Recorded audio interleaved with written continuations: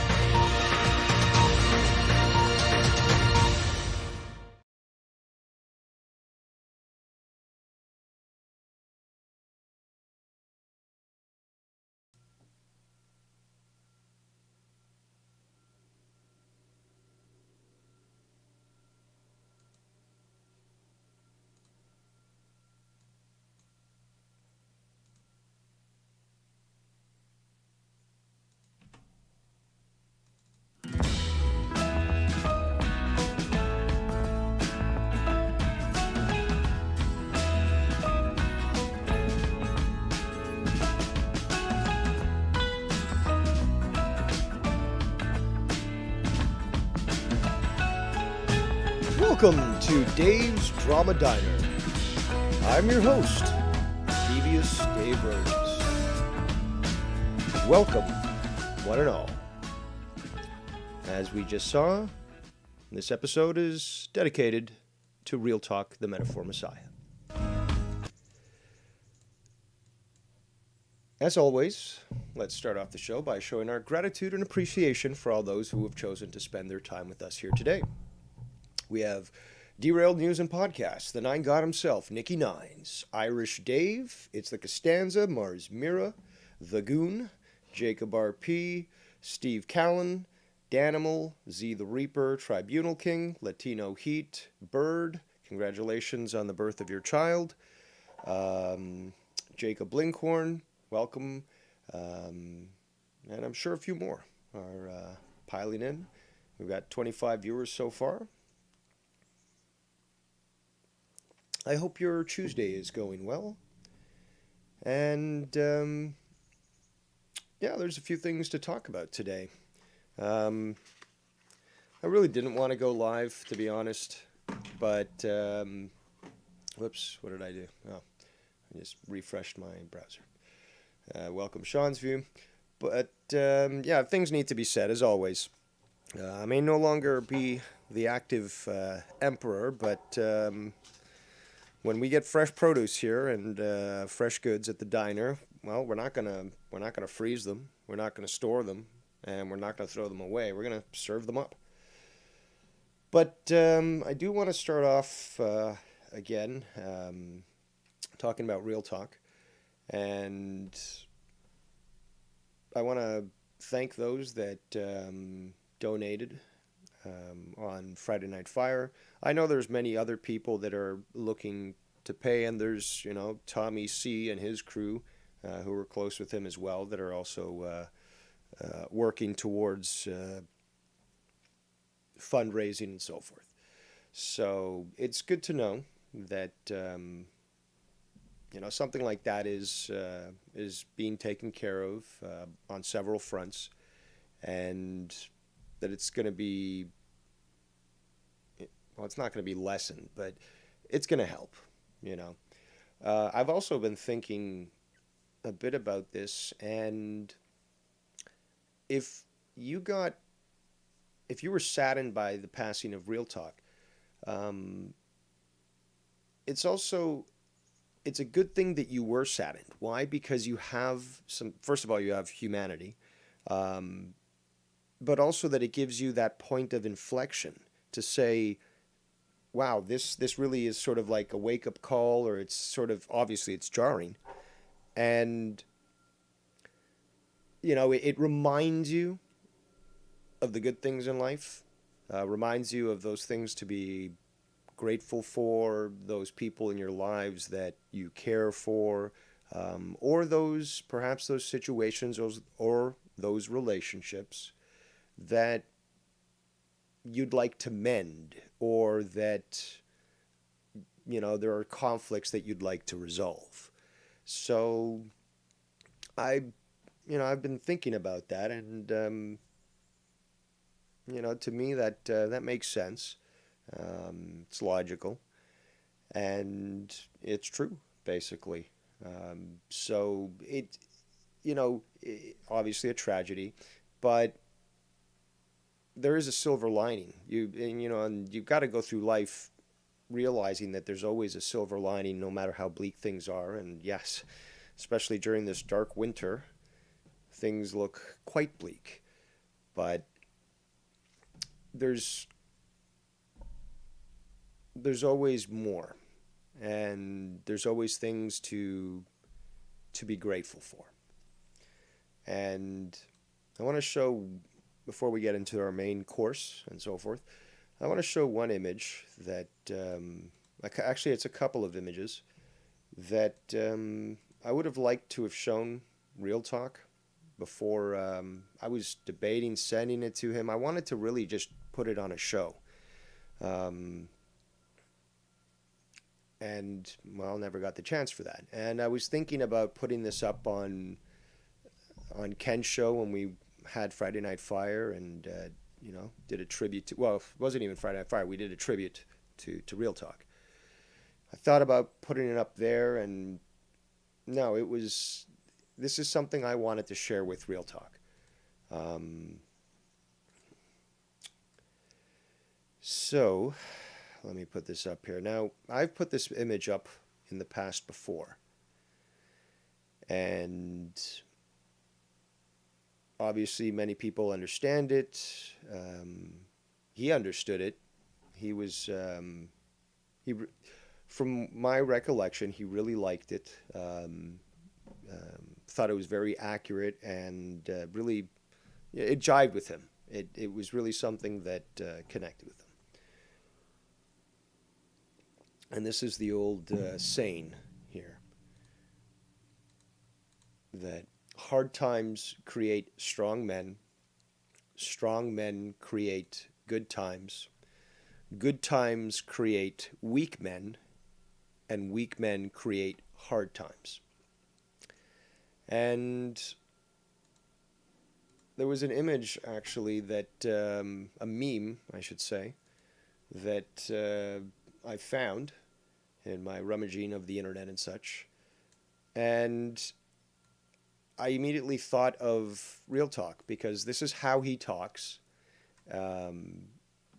And he would get a great chuckle of this, in my opinion. And because the original one, the one on the left here, resonated so much, I really do think that he would have enjoyed this.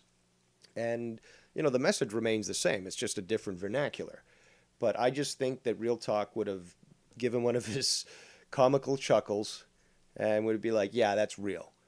So basically it's, I'll read it. Real shit creates real niggas. Real niggas be straight chillin'. Straight chillin' makes bitch niggas. And bitch niggas start some real shit.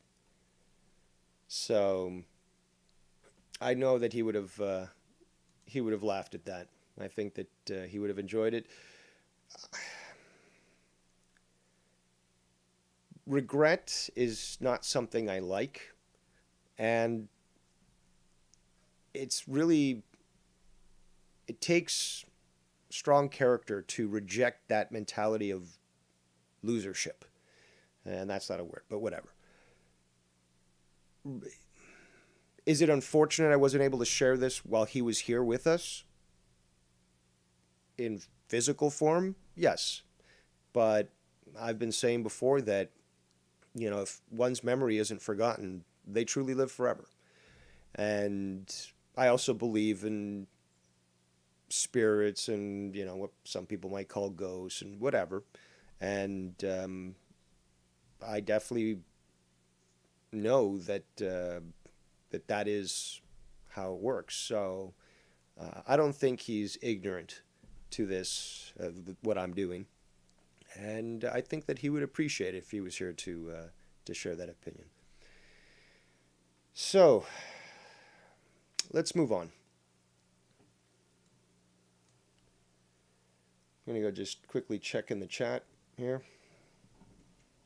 See if there's any new comments. Shout out to the viewers that we have so far. Oh, there's Feslov.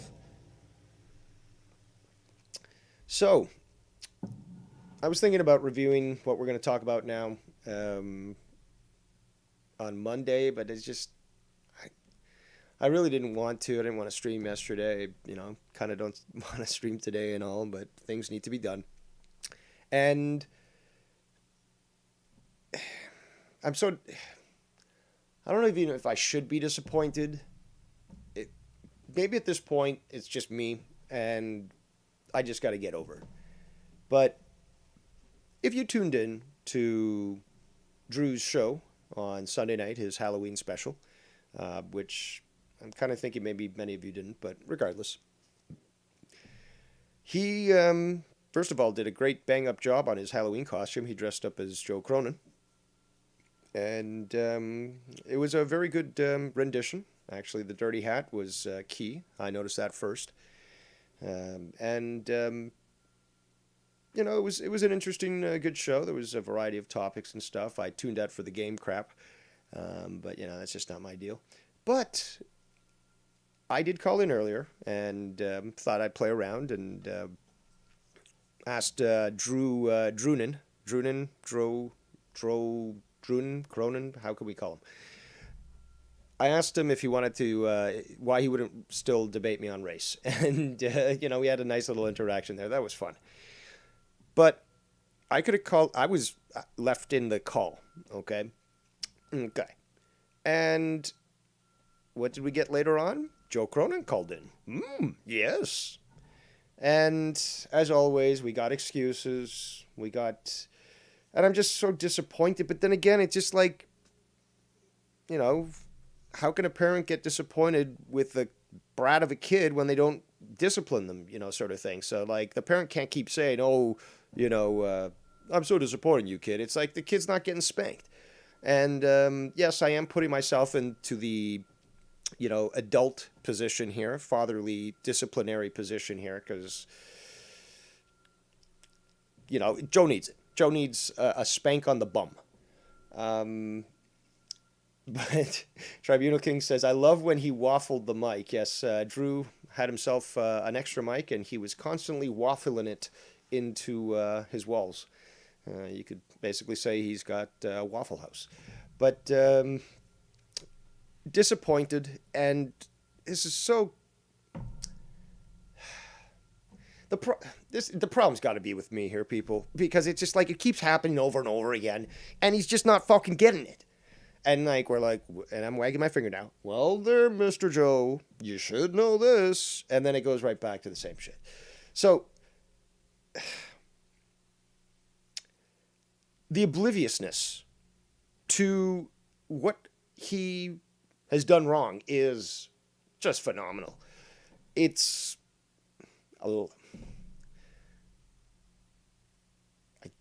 I guess it's a lack of awareness, but I think there's something more here. But I can't necessarily call it genuine either. Nobody can delude themselves that badly.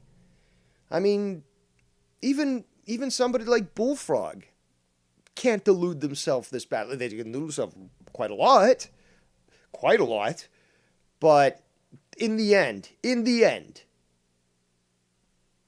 they know what they're doing. And yes, will tactics. I do understand. Why are you using another account?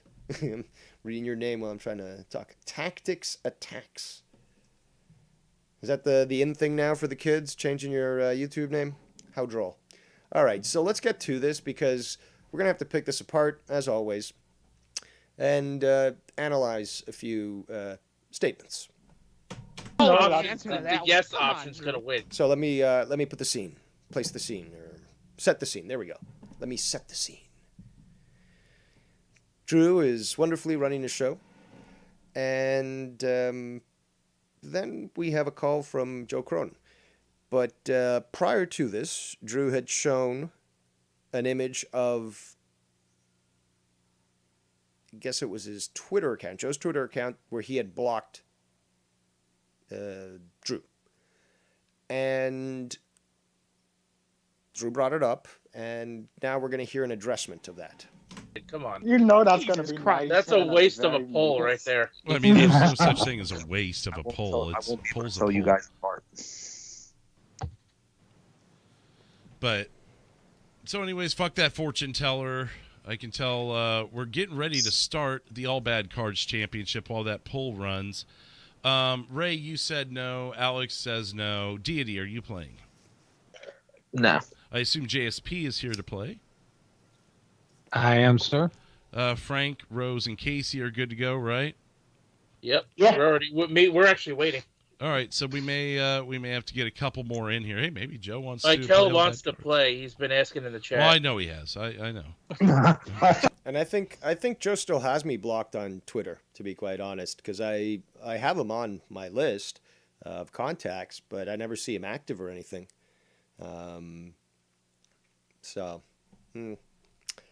Doubtful. Come on. Okay. You've already won one Well, thing. actually, he asked if he can pally, and I told him yes, he can't if he can pally. Yeah, he. Let's just say, yeah, you've already won something this weekend. Calm down there, Buttercup. Come on, get to the all point. right, I guess we're bringing him in. Let's see what he has to say here. And before we proceed, I just want to remind all our passengers that everything's a joke. Everything's a joke. Let's go, Cronin. Here we go. So, yep. Well, if anyone else does want to play All Bad Cards, we will be doing that here in the next few minutes. Move on with it, ladies Drew. and gentlemen, Joe Cronin. Well, let's just do this once and for all, you fucking piece of shit. Yeah, I'm a piece of shit. All right, let's do it. Let's just do this right now on Halloween fucking Sunday Drew sounds like the kid who just would get his ass beat at school. It's like, okay, fine. Just let's get the ass beating over with. Like, just come on. night. Okay. I'm waiting. Is that how you lost all your teeth, Drew? You're just like, fine, punch me in the face. I don't give a fuck, pussy. Oh, you're on camera, too. Yeah. All right. That's a fairly manly-ish wrestling thing to do. Like, fuck you, I'll look like the Briscoes, have practically no teeth, and still kick your ass. Yeah, you're waiting. It's real. It's funny. It's funny. Wow. All right. This sounds worse than my attempt to call in and be funny. I don't know. I'm just fucking with That's not that hard, though, but... you, dude. I don't know. Were you fucking with me with the block button earlier? I mean, Yeah, dude, you were talking. I'm in a hotel. I gotta be quiet. Oh, that I was hotel like- looks familiar. I won't say what Probably property it is. is. I can tell what Probably. property it is. Probably the one your mom raped you in. No, I'm just kidding. No, hold on, let me kidding, put not the kidding. phantom here. No, I thought it was you were making fun of me like with the blocking and all these other things. So I was like, okay, wait a minute. And I just got in the hotel, and I just sat down and got everything unpacked and stuff, and I had nothing to do. And I'm like, oh, Drew's on, and someone sent me that you're dressed up as me or whatever. So I put it on and put the phone up. I want to clarify those donations were not me. They're Whoever not. that They're not. It's not me. They were. Yeah, people think they are me though, because they're like, "Why are you saying this?" And I'm like, was just "That's a not me, dude." Oh, but other people believe it's really me, so that's why I'm telling you. Oh, But, okay. no, so I didn't think it was that big of a deal, so I just played with it, played into it. no, somebody DM'd me and they were like, "Dude, it was working so well that someone DM'd me and they were like, dude, you really gonna get this?" And I'm like, "What the fuck? I'm kidding. It's not me." Did we lose you? Might have lost him. Okay, so I hear static, like kind of like some feedback. yeah, he may want to check his shit, and I don't know. Being that he's off in a hotel off somewhere, I mean, maybe he's just not having good connection or whatever. But Most hotels have shit Wi-Fi. Let's be honest. I don't know. Yeah, I mean, I guess if he I was don't know. fucking around, I he was don't know. fucking around. I don't know what happened. Oh, there you go. I dropped my phone. Yeah, no. So what happened was, No, you waffled it into the wall. I'm like, all right, I heard you saying that stuff, so I'm like, all right, I'm gonna block him, and he's gonna react to it on the air. He's gonna be like, oh, look, Joe Blockman's gonna show it and everything. I know he's gonna do that. So I block you, and I'm sitting here waiting like 30 minutes to 45 minutes to get your reaction while I'm like unpacking all my shit and everything. And I don't know, I just thought it was pretty hilarious because it all went exactly like I thought it would. All right. Well, hey, I don't know. I mean, I don't know. I just thought it was. I thought it'd be funny to do this, and thought it'd be It's funny funny. to. Hey, It's you know, funny. after all the little jabs you've thrown the last few months, what's the harm in this, right? Here we go. Keep your arms and legs in the ride. I think it's funny. That's why I blocked you, because I was like, I know he's gonna like, this will ramp him up even more if I do this. Make a night of it. One way or another, make a night of it, I guess. Now I'm like you, I'm in a hotel room and I'm bored, so I'm like, all right, well, let him. I've You know, never let him have stirred fun. shit bored in a hotel room, not like, 3 nights ago in some amphibian stream. Actually, that wasn't even me stirring it up. Someone else stirred that shit up.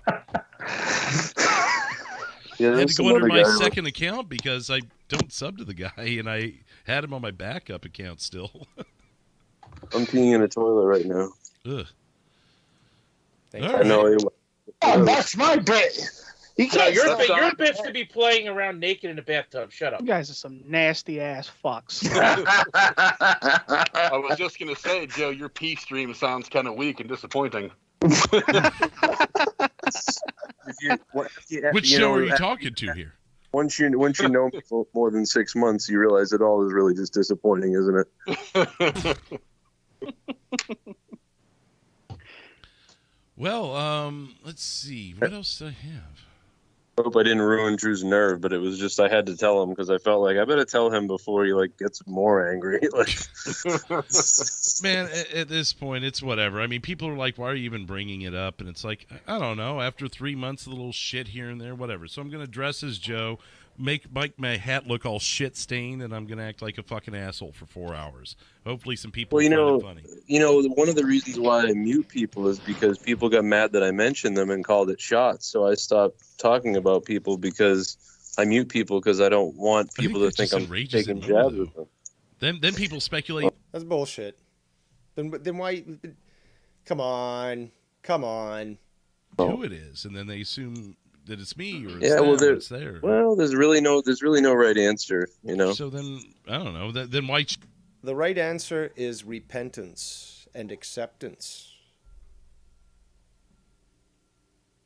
And understanding what you're doing. You understand? But chase an answer if there is no right answer. I don't Well, know. That's why I've never I'm not worried about chase. mutant. I mean, I'll dump out a word that we shouldn't say on YouTube, but aside from that, it's like whatever. I mean, even when Ken and I were fighting, it's like I'll say his name. Fuck it, you know. But I don't know. I never really threw too many jabs at him. Well, you know, I mean, like I said, if I mention anybody, they get pissed and do 3,000-hour streams on it. So you're talking to this guy right here. Say my name. Come on. Say my name. at one point, I was like, hey, let's not bring people up. You know what I mean? So it's kind of like, hey, you know. Which is what makes Drew's costume and his acting during this episode all that more funny, because he was doing exactly that. Saying, "Oh, you can't talk about these people on this list. Don't." And you know, somebody would say my name in the chat or somebody else's, like Ken's, and then he would, you know, play into that, be like, "Don't even say those names." And you take jabs or do you mute? You know, if somebody's, you know, and I don't really mute anybody specifically unless it's kind of like, hey, dude, you know, I don't want to go backwards 7 months every week. We do. Oh, come on! We're gonna have to listen back to that. Sorry, we're gonna have to listen back to that, because this to me is like you're searching for the proper answer to make sure everything fits, and you know it's unquestionable. But I don't know. I never really threw too many jabs at him. Well, you know, I mean, like I said, if I mention anybody, they get pissed and do 3,000-hour streams on it. So at one point, I was like, hey, let's not bring people up. You know what I mean? So it's kind of like, hey, you know, you take jabs or do you mute? You know, if somebody's, you know, and I don't really mute anybody specifically unless it's kind of like, hey, dude, you know, I don't want to go backwards 7 months every week we do a show. You know, I kind of want to move forward with, you know, what we're doing. Also, who started the saying of slip the jab? That would be this guy right here. Mm-hmm. And so that's why. But, you know, it's kind of like, well, I'm gonna have to charge royalties to everyone who keeps using it. which way are you going to do it? Are you going to try to eliminate talking about people who aren't here, or are you going to talk about people who aren't here? And then how about you squash the beef, Joe? Let's just squash the beef. I want to squash the beef, but you're just not getting it. Have them mad you're talking about. You know, it's like there's really no answer. But and Drew right now, his eyes are rolling into the back of his head. He's trying to prevent them from rolling any further. He's in the moment. He's in mid-sigh. Okay, he's sighing, as you can hear just as I paused it. And it's more, and he's like, well, and I've done the same, because it's just like, well, if we're going to really consider all that came before it, you know, I've itemized it in my head, and I've got a good memory. So why don't we go through that list? This is what he's now like. It's that scene with like, what was it? The one where the guys go to Vegas for the bachelor party, and Zach Galifianakis, he's playing cards, and all the calculations go through his head and shit. Like, this is what's going down right now. But I did think what you did was funny. I mean, the example I used earlier was, I mean, say Frank. Did you think when I went on to Ken's show dressed up as you was funny? I thought it was. Were to step away, I would compare Frank to maybe the closest thing to what I was to you for a couple of years or whatever. And, you know, if Frank stepped away, I mean, maybe there would be a joke or two, like just, you know, referencing back to something, but you know, there's a sign of respect. I don't know what you. I have respect for you, though. I don't know why you're like. I know that I'm joking tonight, blocking you, just making fun of like how you're making fun of me, but you are mad about something, and I wish you weren't, because I really do appreciate everything you did. I mean, I don't know. We talked about it a few weeks ago, off air, so I don't want to divulge too much. But I'll tell you what I said. I'm not against saying that, but it was. It's the effect of, I get that they're jokes, but after you hear it so many times, do you stop? At what point do you go, Jesus, is it still a joke? Yeah, but people do. Bingo. The thing that I don't understand is why is it People do that to me all day, But I don't almost do that to every you. day. But I don't do that to you. But like, it's sort of something that you. I guess I don't know. Like, This is almost as bad, almost, as that, I believe it was 9-second clip of Bullfrog trying to put his thoughts into order and to come out with just a phrase. Let's hear that again. people do that to me all day, But I don't almost do that to every you. day. But I don't do that to you. Exactly. Why you? That's like a well, kind of logical fallacy. I'd say straw man. But it's why are you pointing over there, Joe? We're talking about here, right here. Why are you pointing over there? I don't care what those kids have. I don't care if the kids are playing with their newest toys that you don't have. They're not your toys. You can't go and take it from them, okay? And stop whining to me that they have the toys that you don't have. Maybe if you behave, we'll go out and buy those toys for you. But if you're going to behave like this, you're certainly not going to get those toys. I'm not going to buy them for you, and you're certainly not going to take those other kids' toys and act like that you own them. No. But like, it's sort of something that you. I guess I don't know. Like, so just don't joke about people. I guess, you know what I mean. Like, and what are the jokes? You know, what are the jokes? You know, the Drew. What are the jokes? I mean, He had to ask it 3 times. That sounds like panic to me. And an attempt at drama control. Like that.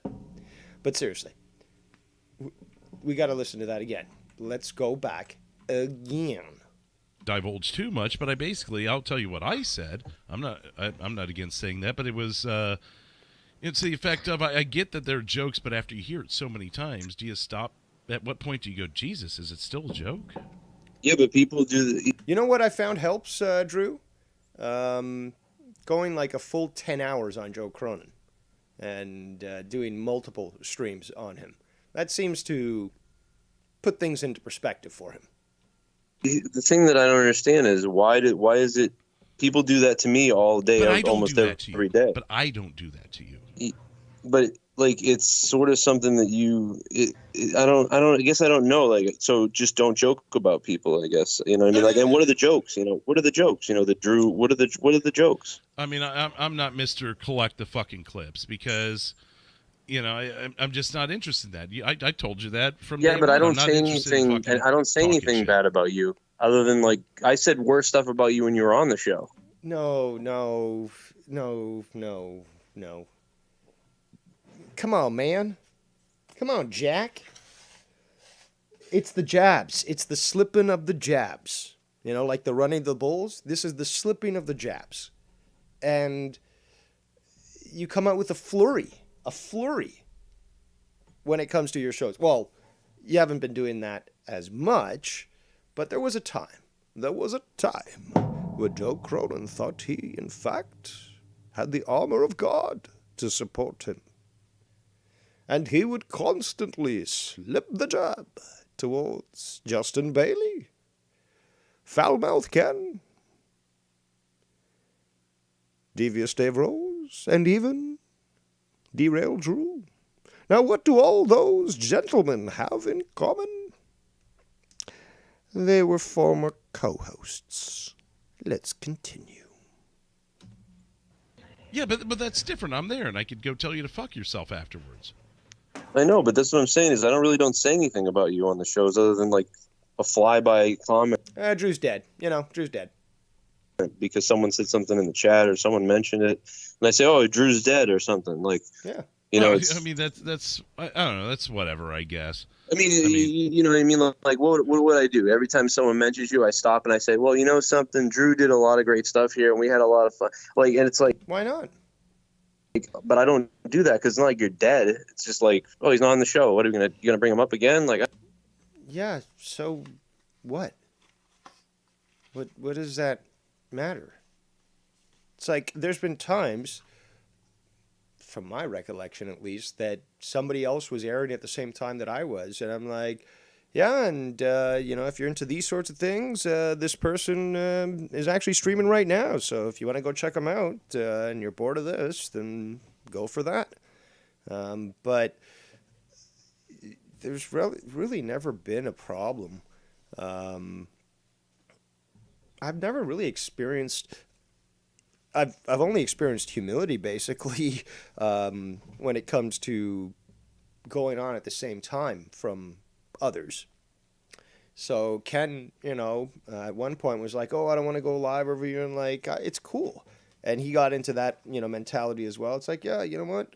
I don't mind that we're going live at the same time, and I'll be shouting you out. And hey, if you shout me out, that's cool. And we're talking different things, so it's not like we're competing directly with each other. But that's where you get the situation of Jacob RP, who's like, "There's got to be more competition in the community."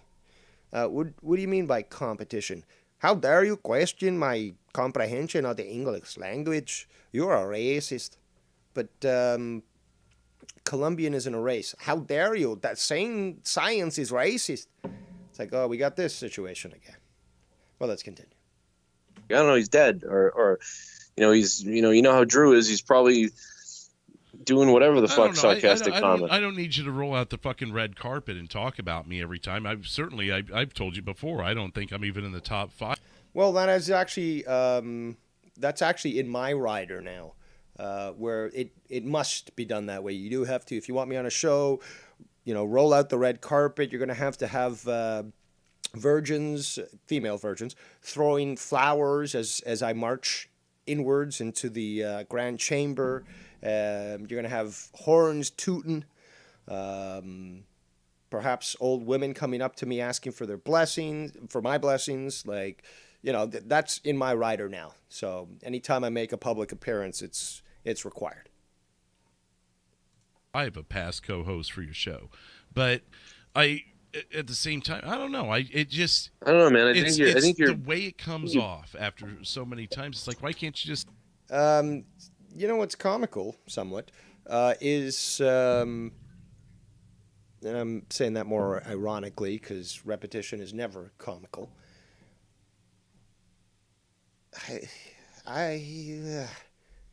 Drew saying this is not new. This is not. It's like saying water is wet. It's like, yeah, you had philosophers that came before that said that shit.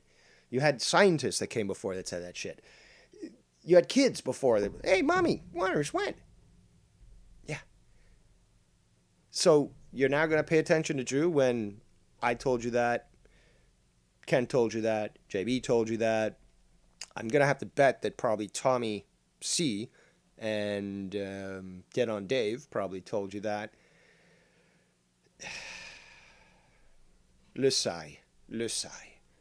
Say, yeah, he had other things going on. Appreciate what he did. I did do that for a while. Everybody that says something about you, I go, yeah, Drew's busy. He's got his own shit to do. I keep saying that. That's what I do keep saying. That's literally what I keep saying is like, hey. I don't understand, Wheel.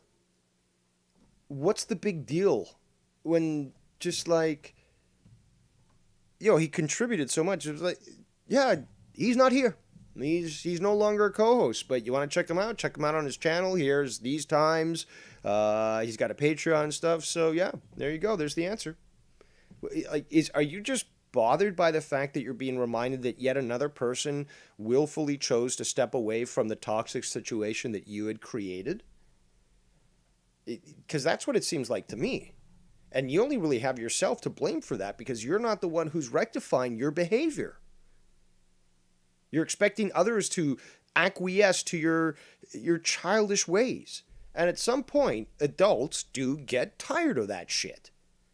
But if you never grow up like Peter Pan, kids, come play with me in my wishing tree, then you're never going to fucking get there.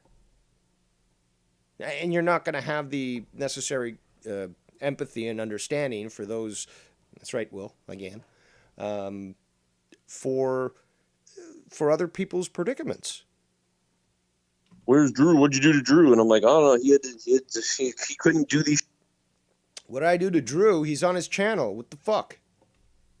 You know what might give you pleasure, Joe? Why don't you ridicule these people? lambaste them, dismiss them.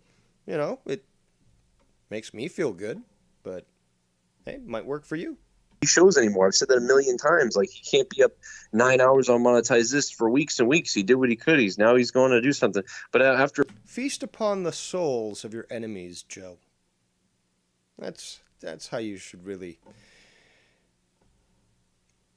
move forth in life. Answering that 900 times, sometimes.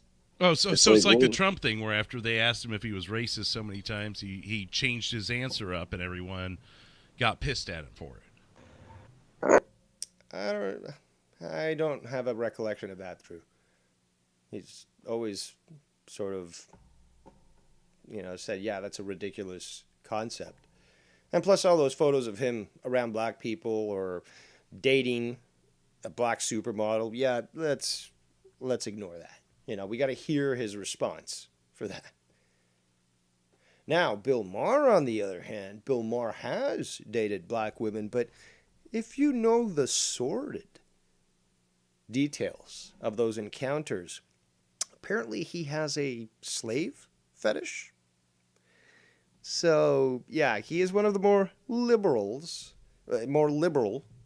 individuals in Hollywood. Not full-out commie, but I'd suggest, if you are curious on the matter, to look into that. It's very intriguing. I don't know. I mean, maybe, but maybe I don't you know. don't remember that. I don't know, but that reminds me of that, and I kind of get what you're saying there. But yeah, no, I think that.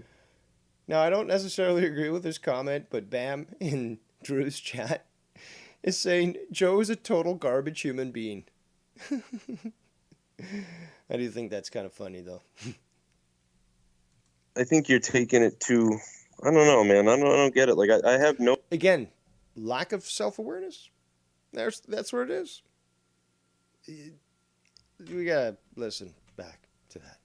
But that reminds me of that, and I kind of get what you're saying there. But yeah, no, I think you're taking it to. I don't know, man. I don't get it. Like, I have no issue with you. I think some other people do, and maybe you're thinking of that more, like the people that are like, what the fuck's Drew? It's like, who cares? Like, that's what they do to me too. People do that to me left and right. Like there's a guy in the chat called something dildo, and people think it's me, and I'm like, that's not me. So then there's a guy donating, and people like, and I'm talking about people that I thought were in my chat who were my listener, who were nice, and now they're like, Joe's kind of a scumbag. It's like, I am. That's not me. So you think some troll account is me, and then you know what I mean. You think people that don't. Well, I can't excuse people's retardation for, misidentifying some sort of fake account as you. And there are those that I've pointed out are exactly that.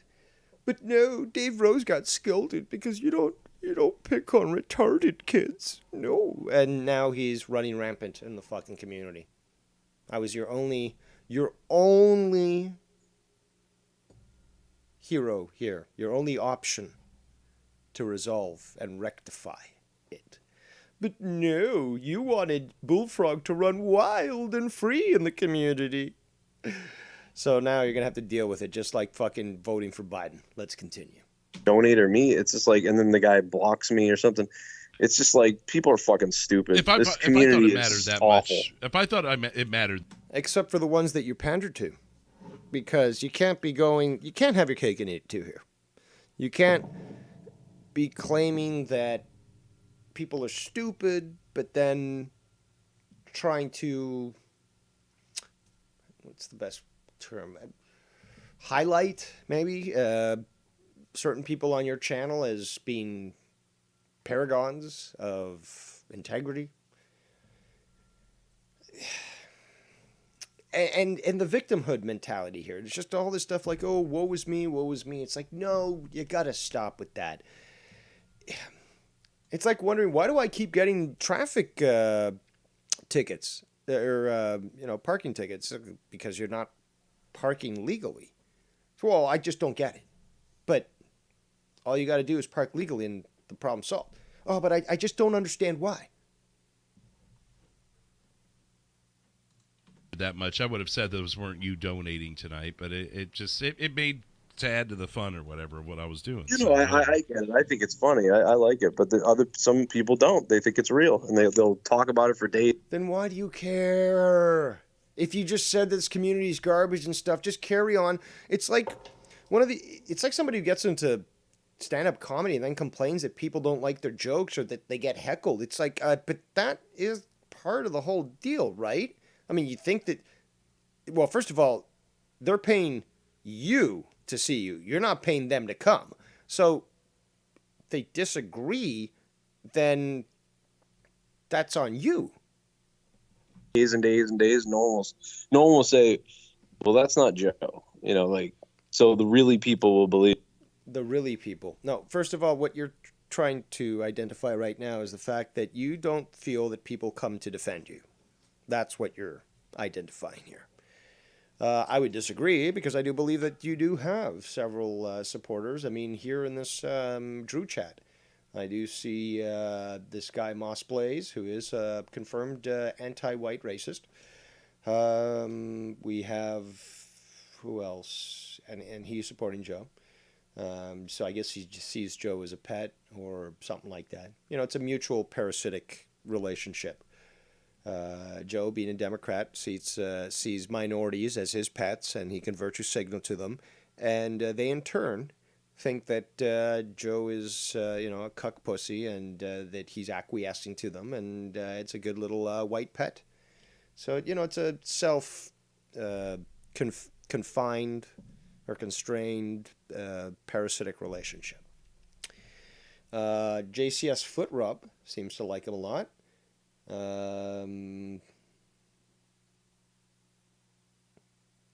Michael likes him. There's a few other people here that were being vocal about it. So, yeah, I mean, it's baseless, really. It's baseless. And let's question this then. Let's question this. Does he expect, especially now with sub-only mode, does he really expect that people are going to be shouting his name out in my chat, for example, or in Ken's chat? Like, let's just think about that logically for a moment. Where is it that you're hoping people will shout your name out, from the roof of their houses? Where exactly? It sounds to me like he wants people to come to his defense. Believe it, But yeah, whatever. I don't know, man. I think it's funny what you were doing, and I was entertained, putting my stuff away in this hotel room, I'm gonna throw my mic again if you piss me off. I'm saying right now.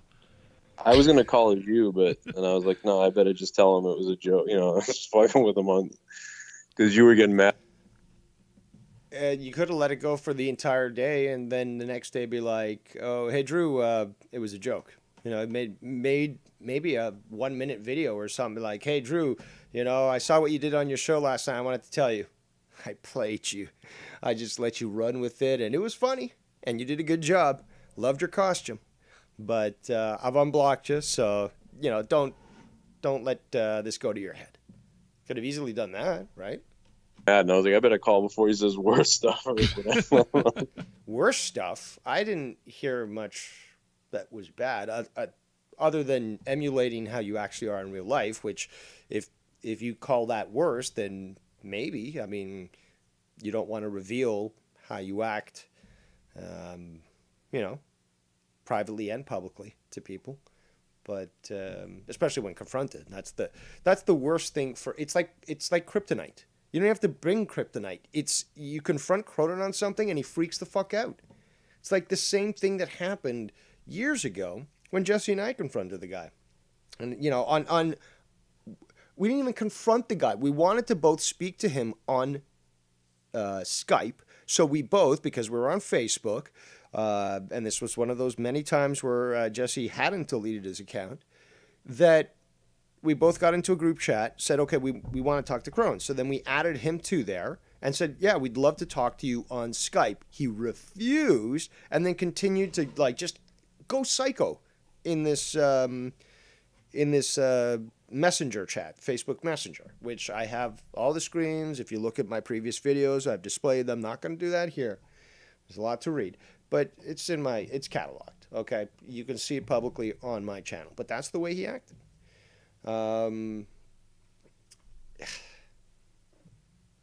Unbelievable. Let's continue. I'm not gonna fucking hide behind any fake feelings or whatever. I like I said, and we don't need to go back into it, but yeah, I've felt disrespected a couple times, and I've just he's being too diplomatic. That's just how Drew is, but he's being diplomatic.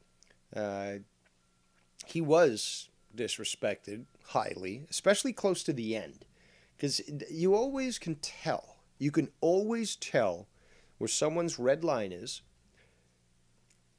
in the final few episodes that they're on of a stream with Joe's, okay, as a co-host. So whether it be me and the multitude of times, or Ken, JB, Drew, you'll start to notice a change in attitude where it's like you can really tell that we're sick of it. We're sick of it, and this has now become a chore. We offered our assistance, and it was offered freely. Wasn't offered under the condition of payment or anything, and really it was only JB who ever got that offer. But you start to notice that amongst us, and you can see that our patience is waning, and we're trying to deal with this, and then it's just like, no. taking it for what it is, and I'm like, oh, I'll just ball it up, and Halloween's landing on derailed night, so I'm gonna return You don't gotta fire all in explain one punch. joke. You don't gotta explain It's all just joking a around. joke. You know me. If anybody's up for the joke of making fun of me, it's me. If anybody deserves it, it's me. That's called self-deprecating humor, and I think I'm much better at it than you do. But hey, what the fuck do I know? Put it that way. Oh, come holy on. shit.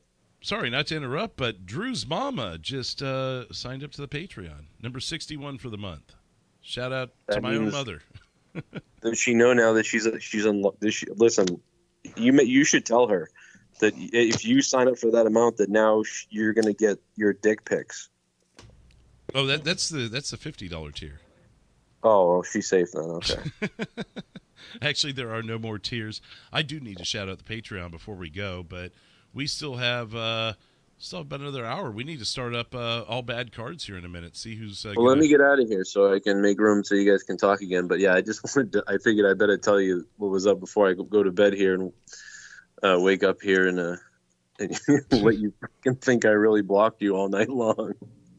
All right. Well, have a good night, man. Hope the travel went fine. I know how rough that can be. Well, it's real fun. I got to tell you, I can't wait to be up at 6 a.m. It's going to be great. I love you, and I like your parody. And shout out to Frank the Tank over there. What's up, brother? What's up, man? And you keep it up, bro. Don't let up because I called in. You know what I mean? Bring it on, brother. All right. Good night. The show will continue. We've already determined that saying brother is very SC illegal-ish, and we don't tolerate it here. It's disgusting, actually. Cinder block therapy. Good night. Later, brother. Joe Cronin show. Hey, guys. Again, 2 times. We'll get back to the derailments here. Catch up on that. All right, and we're done with the derails. We are going to say what's up to Garguts after that. Fuck you, Garguts. All right, so we're going to close that there and continue on with a few comments that I wished to make about Mr. Cronin. There is, again, if you want to look at this, this guy's fucking tweets, it's fucking pathetic. So, there's a tweet that he retweeted and added a comment to where Boris Johnson gives Biden a pass for blasting 2-minute cap on leader remarks and stuff. It's, just both of them acting like stupid politicians and stuff. There's nowhere here is there anything with Trump. His comment is, LOL, Trump and Biden making the world really laugh. Ha ha ha ha. I am just so sick and tired of this guy's fucking stupidity when it comes to Trump. When even I was on a show and I was criticizing Trump, none of them could even make me a list of things that they didn't like with that, with the necessary data to point to it. It's just like, oh, well, he said bad things. It's like, well, I kind of don't like the fact that he's funding this or that he's doing that, or that this action will be inflammatory. And I did like a lot of, and I still like I like bombastic attitudes, especially in politics. We know the type of scumbags that we have to deal with in politics. So you need someone who's not willing to follow the stupid rules and put people in their place. Trump definitely did that. But it takes a very simple mind to understand that what Joe is doing is just retarded. Fucking retarded. And even when I was on his show, he didn't fucking ever provide a logical explanation to why he hated Trump or why he was so against Trump, other than, well, actually, no, there was never really an excuse. It was more so just deflection and stuff, when I kind of believe that it could be the influence of his wife. But give me a second here. I just have to step away from the computer for 1 sec. I'll be right back.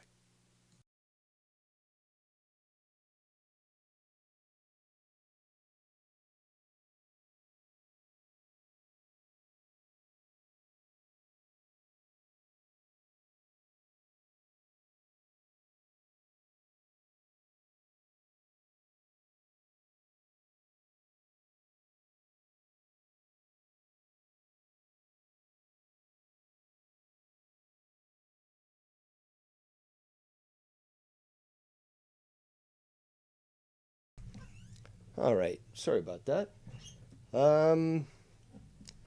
Yes, back to the topic at hand. His inability to even debate things politically. And this, here's, if he didn't influence anybody, I wouldn't give a fuck. The problem is, he has, and he just explained it when he was on fucking Drew's show, that a big portion of people in this community are fucking stupid. But what does he do? He influences them with his bullshit, and it convinces them of a reality that doesn't exist. And it's this constant fucking, I mean, this guy is fake news. And he can't come up with a fucking proper explanation, and it's always an emotional response. How is it that I can criticize, with details, Trump way better than he can criticize Trump? It's fucking pathetic. Let me go back to the chat here, because I saw a lot of chatter. Derailed says, I'm behind on the stream, but the references to Trump changing his answer on race was in reference to him being a smartass with one of his answers, but still standing firm on his stance. He also says, so they thought Trump wasn't taking it seriously. I defended Trump on that, by the way. I guess it was a bad point to the current conversation, though. I even found it when I was working with him. 4 years, okay? 4 years of Trump being in power. He couldn't ever point towards anything definitively. It was always like, well, yeah, kind of, but Obama, I cheerleaded for Obama. I've always said, if he doesn't know this stuff, he shouldn't even be talking about it. But he continues to do so. He continues to influence people. But he is the habitual fence sitter. He'll shit on CNN, for example, and side with, Russell Brand, But then he'll disagree with, say, Joe Rogan and stuff. Or eventually come around to accepting stuff that I had said about Corona. And, well, yeah, we got to look into this. And but why is it that I pointed stuff out years ago and I was ridiculed for it, and yet now it's so Orwellian that he acts like it was like he created it, like it was always there and he did it, and he always knew. And it's fucking tiring. It's tiring to fucking see this shit, and especially the hypocrisy where he's calling the audience stupid, which there's no doubt about a big portion of that, but then he's influenced them with his fucking ignorance. And why would Dave Rose? I think I've postulated this question to you in the past, but why is it that Dave Rose would just be so obsessed with confronting him about race? Because there's something there, people. There's something there that he's refusing to acknowledge. And I really do think that is both pandering as well as some sort of guilt. And it's a dichotomy. It's a doublethink. It's truly Orwellian. But he refuses to address this stuff. You've heard the times where I've been on a show, I guess I was on YR's show and Joe called in, or can't remember what other show, but yeah, basically refusing to accept responsibility, just like with Drew, where it's like, well, I don't know why we split, and like why people, all my co-hosts don't agree with me, and blah blah blah, and it's just, come on. Like, you've got to come clean, Cronin. Come clean, Cronin. Hashtag that. Come clean, Cronin. You got to why not just accept it? Why not just say, yeah, it is me. I am the problem, and I do want to fix it. Well, maybe you don't want to fix it. I don't know. Maybe you don't. Maybe it's just like, I like who I am. I like where I'm at. And, that's perfectly fine. But it's so ambiguous. You never get a specific answer towards what he means. And again, with the whole just kidding, not kidding stuff, well, you never know really where he stands. So it's frustrating and disappointing, because I think that he could do better. I really do. But he doesn't have the guts to even debate me on politics, not to mention race. But it doesn't make the shit that he posts online or fucking talks about politically, it doesn't make it right, because he's confusing people, he's misinforming people, and it only leads to more ignorance and more hate. Yeah. You guys get what I'm saying. Now, I want to show you something else here, okay? Now, you do know, obviously, because I reviewed it, that Danny MT made a video the other day, but Danny MT has also taken down that video. And I'm glad I reviewed it when I did, and broke it down. Break it down. But I want to show you now his channel, or at least the description of his channel. And I will get you that address of that channel in one moment here. And I will put it in the chat so that all of you can also see this. Now, there is no current content there. No more videos. Obviously, he deleted the one that he made. Day Drinking Danny.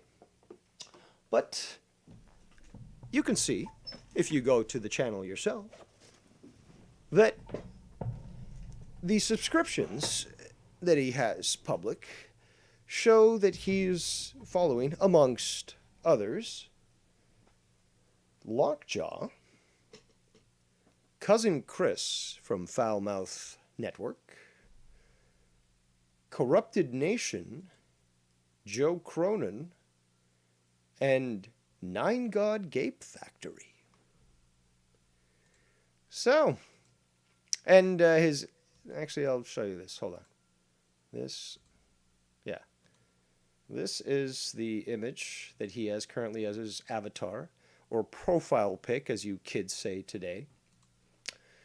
And quite comical, yes, quite comical. But what's very comical is the writing that's in there. The, hold on a second here.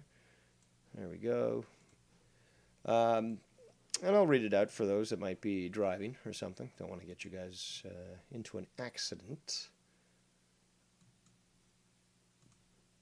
But yeah, so two-time professional world champion Muay Thai, professional MMA fighter, Muay Thai and Brazilian Jiu-Jitsu, mechanical design engineer, Mother Russia, and I guess the emoticon.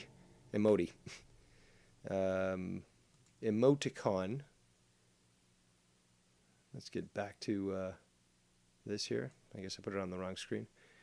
The emoticon didn't show up, but he's got the Russian flag, I guess, there. He says, I don't use my mouth. I use fists, I guess. Yeah, so it's a plural. But although apostrophe wouldn't be appropriate in this grammatical form, it's just an S at the end for plural, multiple. Yeah. Follow Tommy NC 2010. Alpha 100%, 100%. I am sorry, comrade, but real alpha does not need to refer himself to as a real alpha. You are, what they say, LARPing. You are LARPing.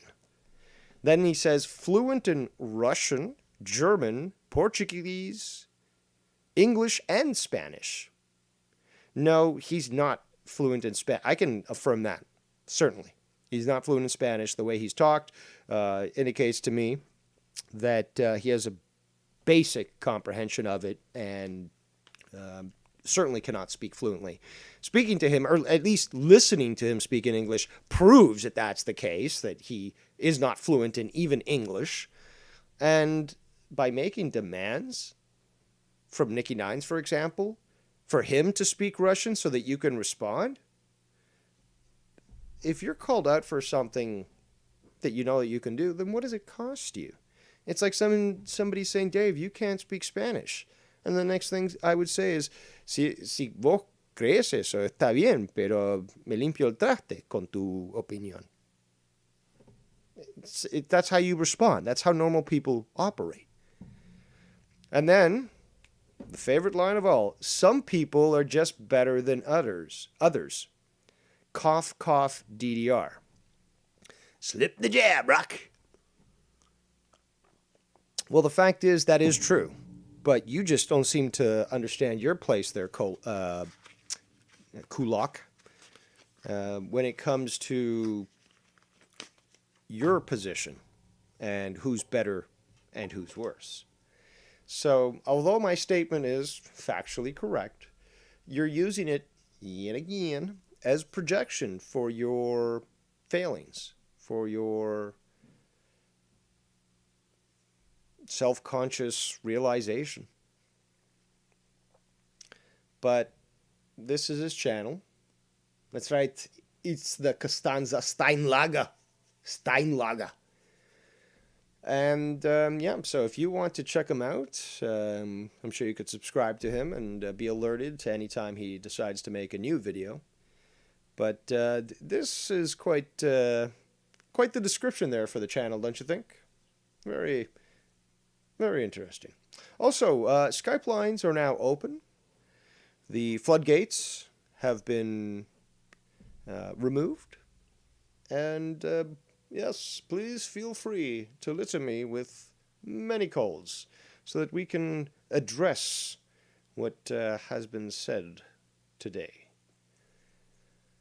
But I'm sure that we're going to hear something more from Danny. I know that last I heard he was still on Joe's show, or at least making appearances. I think he still makes appearances on Garguts. I can't remember who said that. I think I heard that this morning. No, it was Ken last night with No Hard Feelings. But yes, I do remember that. And I don't necessarily think that he needs his channel removed, Ken. I am a proponent for free speech. But it's the disassociation that I have no problem with, and that I agree with, in the sense that it makes sense for someone, who is trying to guard their brand. If you don't give a fuck, then really, what does it fucking matter? He'll probably pop up on fucking Bullfrog's show and Bullfrog wouldn't even give a shit. But somebody like Joe, who has spent time building a brand, obviously is now reliant on donations and such, would choose to disassociate. Ken obviously has made that decision and has gone even further than I have. Nicky's, he's hemming those pants up as quick as he can get them. But Tommy NC 2010. Now, I heard this comment earlier today from YR on his Morning Mixture show, which, again, these people, they really should pay me a monthly fee for naming their shows better, because it's terrible shit, Regardless, he was saying that he was putting doubt onto the decision to keep Tommy on the Ken show. And I don't necessarily agree with that. However, Ken, I see you in the chat. Tommy's been a very naughty boy. And if Daddy Ken won't spank him, maybe Stepdaddy Dave needs to do so. Because, not only refusing to disavow him, actually going so far as to defiantly claim, I'm not going to be forced to disavow something. So he thinks, A, that somebody has a gun to his head, which they don't. But more importantly, he's missing the forest for the trees. You want me to disavow somebody, like, nobody's going to force me to do anything. It's like, so maybe you just ignored everything that came before this. Because as always, you're so self-centered, you're a fucking brat, that you're not listening to anything what anybody says, as we've seen on many shows. But as soon as it comes up to you, then, no, you're not going to tell me what to do. So everything that was said prior, you're cool with it. You don't want to at least question Danny's motivation, or say, not even something like, you know what, I didn't hear that. I don't know what this is about, but I'd like to talk to him, at least figure out what's going on. That would show some sort of understanding of the situation. But this total defiance towards even being questioned and refusing to at least take a stance other than that this isn't even an issue. It's fence sitting, because he could either say, fuck yeah, man, I would have said the same thing if I was Danny. Or he could say, yeah, you know what? A little too far. I can't agree with that stuff. Well, that would be taking a stance. But this, I'm not gonna disavow nobody. No, nobody can force me to do anything. It's unacceptable.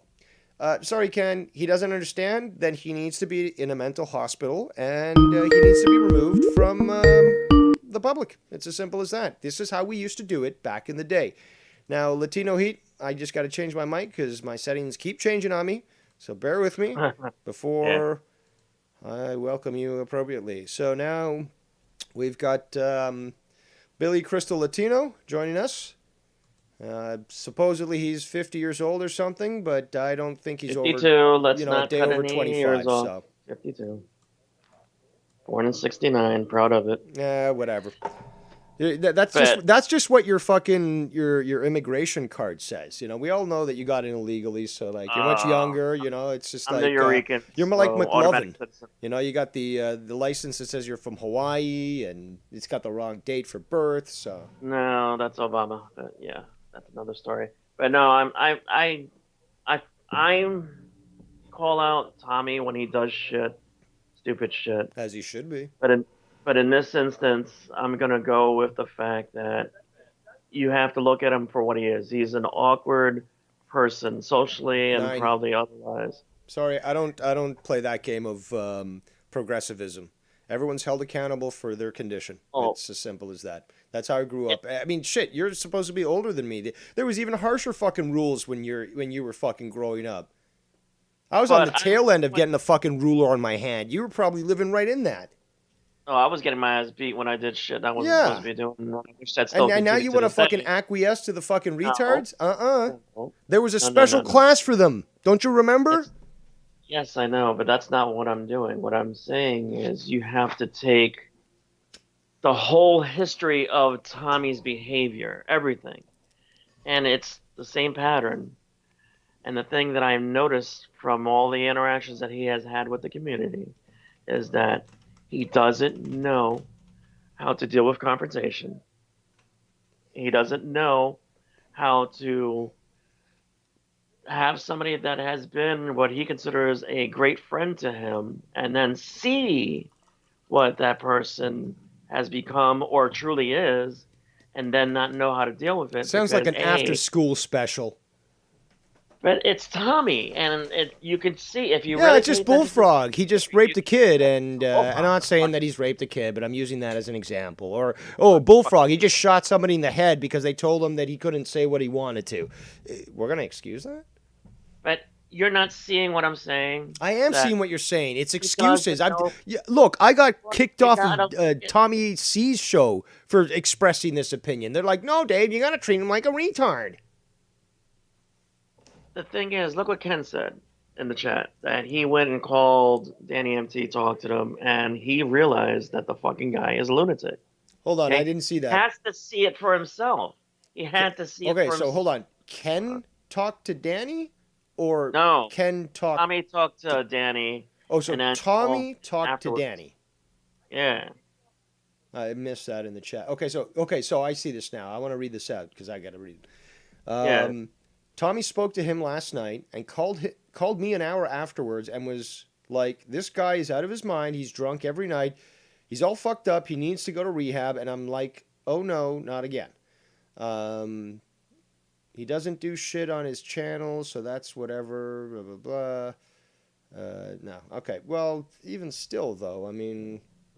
But that's what I'm saying. He has to see it for himself. He has to experience it for himself. Because he's been attacked so many fucking times, especially when he was on Joe's show, that for any fucking thing, people were on his ass, pounding on him over and over and over. So he's built up this thing where, fuck you, you're not going to tell me how to live. Riddle me this, was it justified? On occasion, yeah. There we go. But as much as it was, no. I think people went overboard. Even sometimes I went overboard on certain things with him, but... In this instance, I don't blame him because of two reasons. Like I said, I really feel that he has a huge amount of fear of this guy because he knows where Tommy lives, and Tommy probably thinks one day that motherfucker will show up at his door, not a balloon, but him, and knocked the fucking shit out of him, beat him, put him in a fucking hospital. And two, like I said, this guy has defended him in the past. And, who really does do that for him? And A lot of us have, and then he just decides to act like a prick. I sent him a care package. I sent them actually a postcard, and then later I sent him a care package, and it cost me $25 for the stuff, and I think it was another $25 to insure it. So I spent a substantial amount of money because he wanted a care package from Canada, and got him all this stuff. He hardly reviewed it on the video. I wrote him all this big letter and all that, and he doesn't show appreciation. And he's done that quite a bit. On quite a few occasions, he's done that. So, yeah, I get that. He's very self-absorbed. Yes, he is. I agree with that. Well, that's but not like my I problem. said, now that he has talked to Danny Empty, though, and he saw the fucking frame of mind he was in, now there's no excuse. Now he should be making a decision as to whether or not admit that he's afraid that if he goes against them, that he feels like he's going to get his ass kicked, or actually make the decision to say, you know what, I have to distance myself from this because I don't want to be affiliated. No, he's not going to do Ken that did. because you've seen Tommy like, I could kick your ass. I could kick your ass. It's like, Tommy, you've never even been in a fucking fight. You probably got into a slap fight in retard school, but you don't know anything about He knows he can't fucking kick combat. Danny's ass. He knows he can't kick Danny's ass. He knows that. Yo, real Everybody quick. knows he knows. Real quick, can I chime in real quick? Please do. The only words I can say for Tommy NC is cinder block therapy, baby. I don't think it needs to go that far. He's not illegal, for one. He needs to, y'all are right. He's not, like, I don't care what he told Ken or whatever. He's still talking to the guy behind the scenes. Of course he is. You know what I would recommend is you wrap a bunch of bats in wet towels and then beat them down. First of all, it only provides internal injuries. It doesn't. You don't see the actual impacts on the skin. It's easy to hide a good beating, and he's puffy enough and chubby enough because of his diet that he could probably take a lot of those blows with minimal injury. So it would be a good reminder to him that physics works, and keep him alive. I don't want him dead. SE, on the other hand, that's a different story. This is how I look at it ultimately. Now that, like I said, he talked to him, saw how drunk he is and belligerent and all this shit, and he probably did a whole bunch of racist comments and shit to Tommy's face, or so to speak, to his, on the phone. It's now up to him to fucking choose what he's gonna do. There's no excuses. He'll be still defiant. And if he is the way he is, then he gets what he fucking gets, and he can't say shit and play the innocent It fucking sounds like a victim broken because he's record to got me it. because this has happened many a times before. Well, I'm just saying, in this instance, that's where it definitely is at now. Make a choice, make a decision, or shut the fuck up and disappear. That's all I'm saying. He did interview that neo-Nazi that one time. Do you remember that? Yeah, I remember. I didn't know who when she was. I didn't know what she was doing. Did you ever watch her fucking videos? Or did you just look at fucking sub counts and be like, hey, that'd be a good person to interview? It's like, yeah, look at hilarious. the title. That shit was fucking hilarious when he finally realized what the fuck was up. Yeah, he but pulled that video real quick.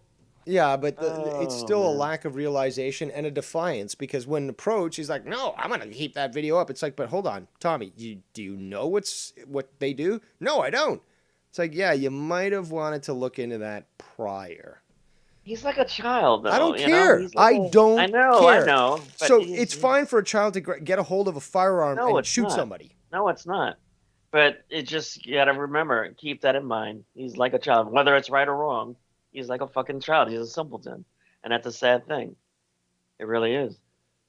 But no, it doesn't excuse a lot of the shit that he does. No. Ken says in the chat, I have to add this. Yeah, Tommy left off with me that he would never ever mention Danny online or do anything with him from this point on. And I asked him about, are you still going to be friends with him? And he did not answer me.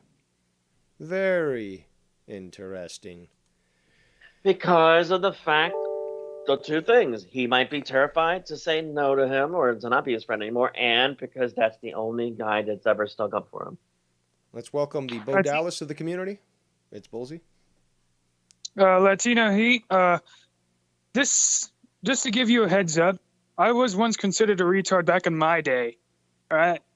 And I act more mature than most of the people in... You've got pole level weaponized autism, so there's a big difference between you and fucking Tommy.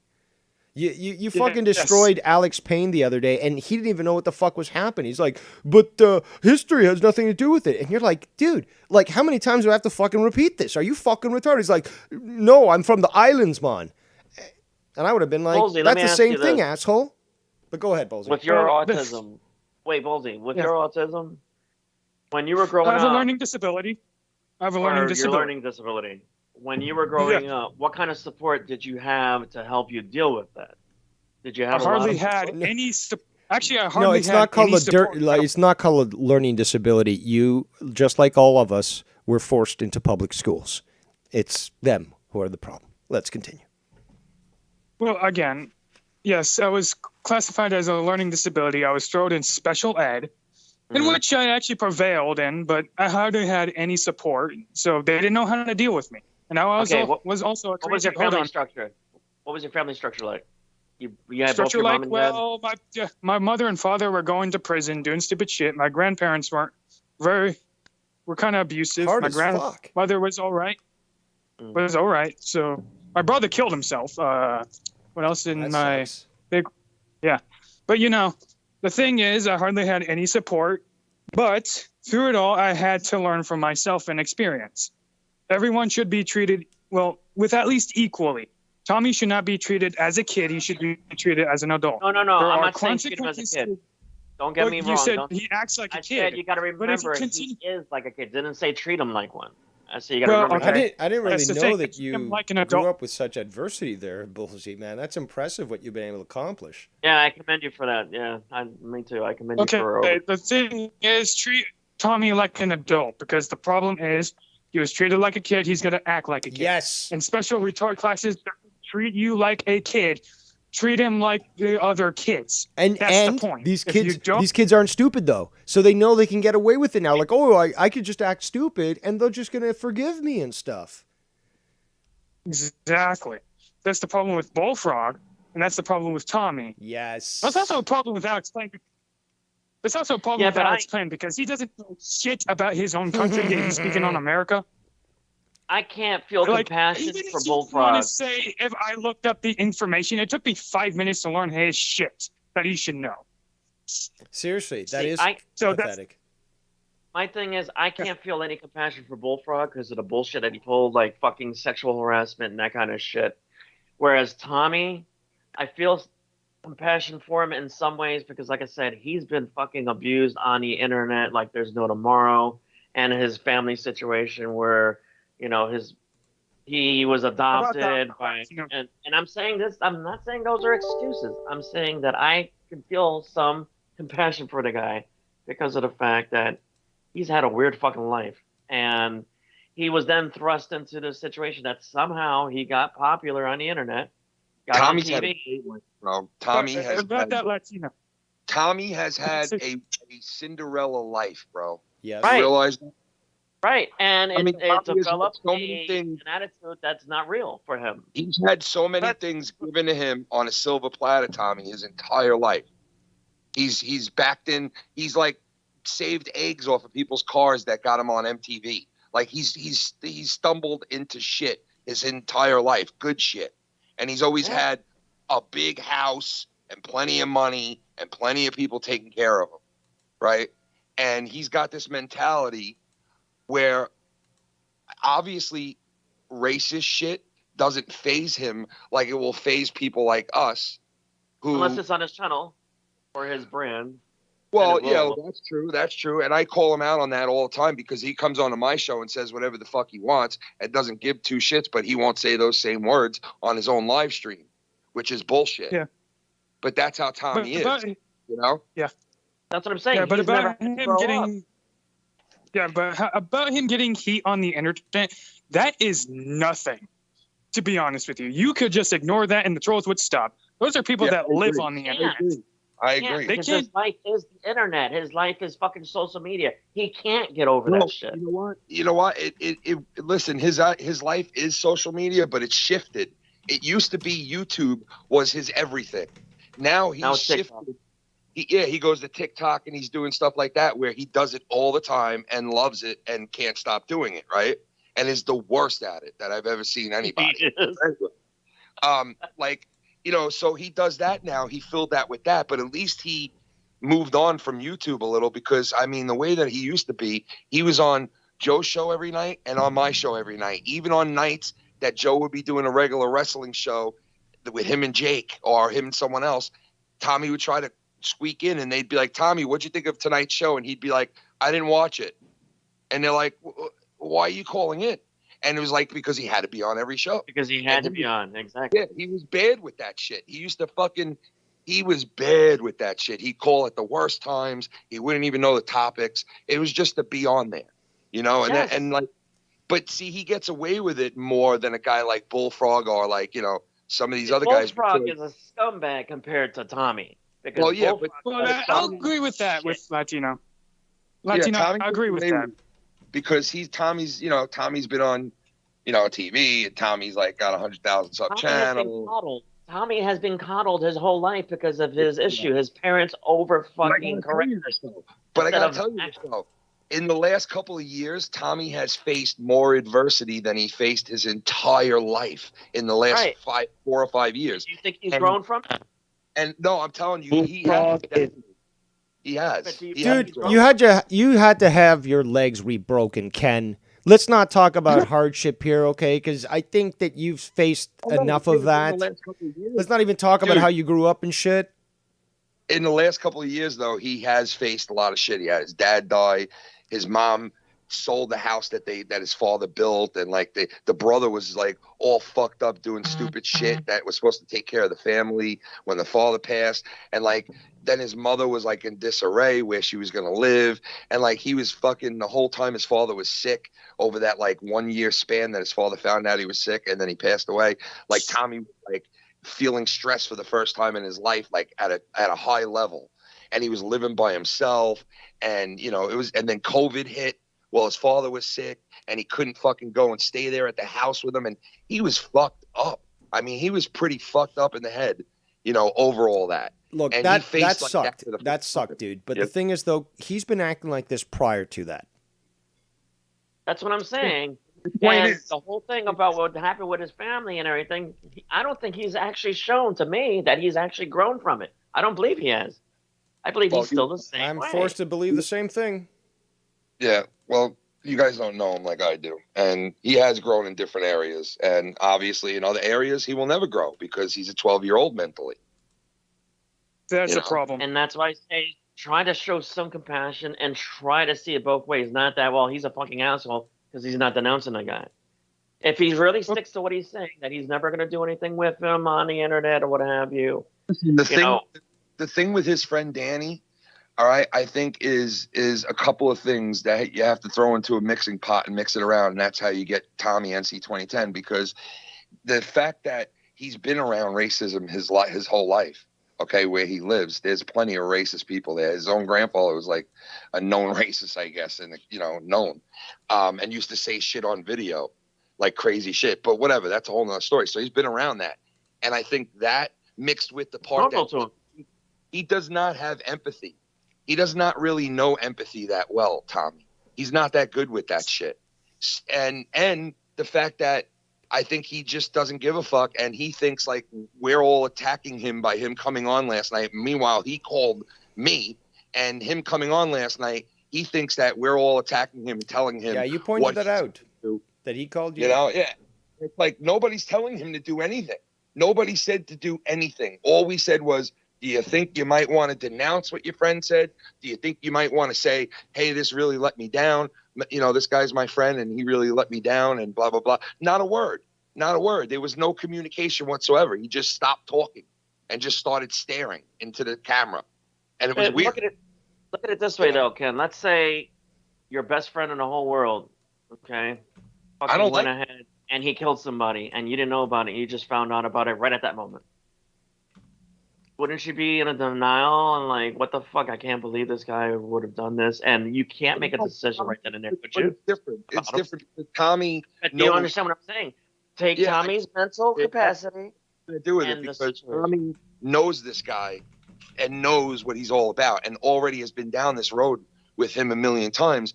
Like I said, he's come to me and complained about him for the last 3 years, complaining about this guy, especially when he was telling Tommy, don't go on Joe's show. If you go over there, I am going to fucking threaten Joe. I'm going to threaten you. I'm going to threaten everybody. And then he starts going on Joe's show himself. And like Tommy would come to me and be like, I don't know why he's doing this to me. He's supposed to be my friend. He's got the code to my channel. He's, he's fucking talking shit to people as Tommy NC 2010 in certain people's chats and in their comment sections. And like, I'm like, what are you doing, bro? Like, why would you give this guy your fucking, like network code and shit? Like, what the fuck is wrong with you? And like, this is how Tommy gets. But I think a lot of what you guys said before, too, nailed down what is up with Tommy. He's also, I think, afraid because every time that he has called this guy out and said something to him, he's been met with like this fucking blow up at him, like a nuclear fucking missile being pointed at him. Like, you're going to go and fucking take their fucking side, and it's like, and Tommy's, he gets like fucking, I guess nervous, and I think he's intimidated, I don't be afraid of that guy. I wouldn't be afraid of him. I'll say, come on, bitch. I'll tell you, dude, listen, he knows for a fact, 150%, every time every time Tommy is on my show or anyone else's, and it's just mine now because he really goes on nowhere else, and he knows every time he's on, he knows that Danny is sitting there watching his every fucking word. And I think that's also another reason why he was saying, you're putting me on the spot. And it's like he's thinking in his head, oh, fuck, if I say one wrong thing about Danny MT, he is going to light me up after this. And you know what? Before he called in last night, he told me that Danny kept calling him and calling him and calling him and calling him for 24 hours, busting his balls to try to become friends with me. Ken, when are you going to stop walking on eggshells for Tommy? I know that you mean good for him. He's expressing exactly what I'm saying. I don't walk on eggshells for anybody, bro. You sure? Here's the thing. Yeah, I'm sure. Yeah. But can I say something? Danny lives in Texas. I live in Arizona. Hey, Danny, why don't you come over here? We're closer. Because he'd if you want to go beat break people his up, fist punching your skull, dude. Danny's gonna pick his Yeah, fight. he would. He's gonna pick a fight with somebody he knows he can fucking dominate. He doesn't want to fuck with people that there's the unknown that he could possibly. Well, no, but that's the thing, though. He threatened Nikki, and Nikki's a power lifter. He'll rip you in half. And I told Tommy that he's fucked up. I said straight up to him last night, you're fucked up that you didn't denounce the guy and saying what he said. And he's like, but if I do, I'm going to, and you don't, and you fucking, and I'm like, I can't even talk to him for like more than 5 minutes before he explodes. And I just hang up on him. Because honestly, I don't give a fuck what he does. He's his own man. And you know what? Like, if he wants to fuck his life up or fucking interact with these fucking weird ass fucking people and have these weird friends that he has, then fuck it. He don't listen to me. He never does. And you know what? It's no skin off my back because I don't put much stock into Tommy anymore. I think he does, but he does so after the fact. It's like, oh, Ken, you were right. It's like, yeah, but if you listened to me when I told you that, you wouldn't be dealing with this problem. So it's not your fault for trying to help him out, but... You know what, Dave, though? I get in trouble because it turns around that I am trying to brainwash Tommy. So will Danny. And it's very easy for Danny and Joe to fucking sit there and be like, oh, look, we're friends because of Foulmouth Ken brainwashing people and converting people. And it's like, no, asshole. Fucking Tommy NC 2010 came to me about both of those guys for the longest time to where I felt like his goddamn shrink. And I should have started charging him fucking money because every day I have a Tommy session. Every day in my life when I got my own fucking problems that he don't care about at all to even say, hey, Ken, how are you doing, though, after I just talked about me for fucking 3 hours? You know? So it's like, I don't want to deal with Everyone that shit. notices that, too. Everyone notices that Yeah, he uses Tommy- your show. Well, he used any show he was on in the past, but you are correct. He really only goes onto your show now, but uses it as therapy. I had to fucking block this guy because I kept telling him, dude, I'm not your therapist. Don't contact me out of the blue. Like, don't just call me. Like, check in with me to make sure I'm not fucking doing shit. And certainly don't come to me with your fucking problems, especially, you know, problems that I can't fucking solve. You're having issues with this person? Well, I'm sorry to hear that, but I can't do anything about that. Yeah. And I've All I ask is- seen him grow and revert in many different ways. He's grown and reverted in the same time. So, I mean, all I'm asking for you guys is this, okay? Tell him, I mean, explain to him in the best way you can, like through your this podcast right now. Explain as best you can without attacking him. That listen, this is you got to understand, Tommy. This is what's up. This is what's going on. This is an advice to you that you should look into doing one or the other. I don't know, like I said, admitting that you're afraid, or go ahead and say, I'm not going to deal with this guy anymore, and not attack him. Just try to explain as calmly and as rationally as possible to him. Maybe he'll listen, and if he doesn't, then that's his fuck up. That's on him. And I if did- people go after him, I did that already with him, and his answer to me was that he denounces what he did, and he will not have an online friendship with him. He will not interact with him. And I'm like, don't do that. You're not doing that for me. I'm not asking you to do this. And he was like, well, this is what people want. And I'm like, well, dude, I'm not telling you that. Like, you know, you do it, you know, you got to do. I'm not asking you to do anything. I'm just telling you. mentality. He's Yeah. worried about people on the internet. Well, Hold on, seems to be hold a on. problem. Upon careful consideration, Latino Heat, your request for mercy is denied. Not for mercy. Bullseye, Yeah. continue. Don't Yeah, attack. about that. If we just explain to him, it would just be the same old thing like everybody else. Let him I have fuck to up say his this. own. We try to do this with Bodark. We do this with Bullfrog. We do this with Joe Cronin. It's the same old thing. They don't listen. And Ken made a great point, is that this has been told to Tommy several times. This is not the first rodeo here. He's been told several times. He's been trying to help. And that's the thing, though. First of all, this is what I'm talking about when it comes to walking on eggshells and stuff. But regardless, is that there's been times where Tommy's been approached, even by myself. This, you know, he calls me an asshole now. He hates me. He loved me before, but now he hates me. But approached him logically and with respect and just posited to him, okay, well, this and then that. So what's your decision? And it's always a confrontation. It's always some sort of battle. Did you hear his response to Ken?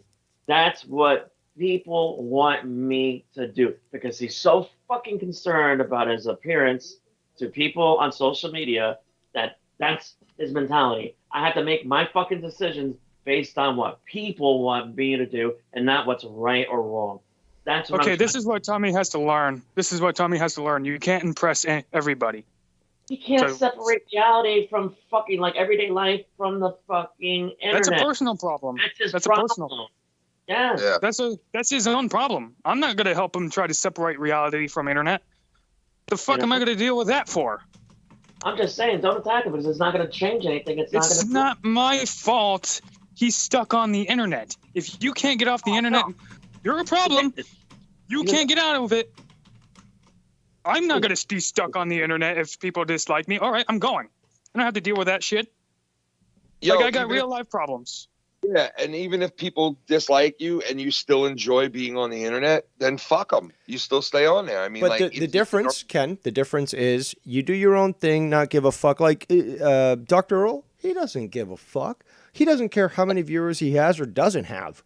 He does his thing. Yep. But then there's those, and you know, he shan't be named, who refuse to accept the fact that they've been denied, that they're not wanted, and instead of saying, well, I can take a hint, obviously I'm not going to get any traction here, they attempt to force themselves to be a part of that. And all the resistance they get, they keep asking themselves, well, I'm not doing anything wrong, it must be these people.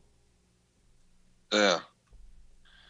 Yeah, that's true, man. And you know what? Like I said, like, you know, if you want to stay somewhere, then you do that. But like in his case, that's a whole different ballgame because there were so many negatives that outweigh the positives that it's like, yo, you need to cut tail and at least change the scenery, you know, at the very least, you know?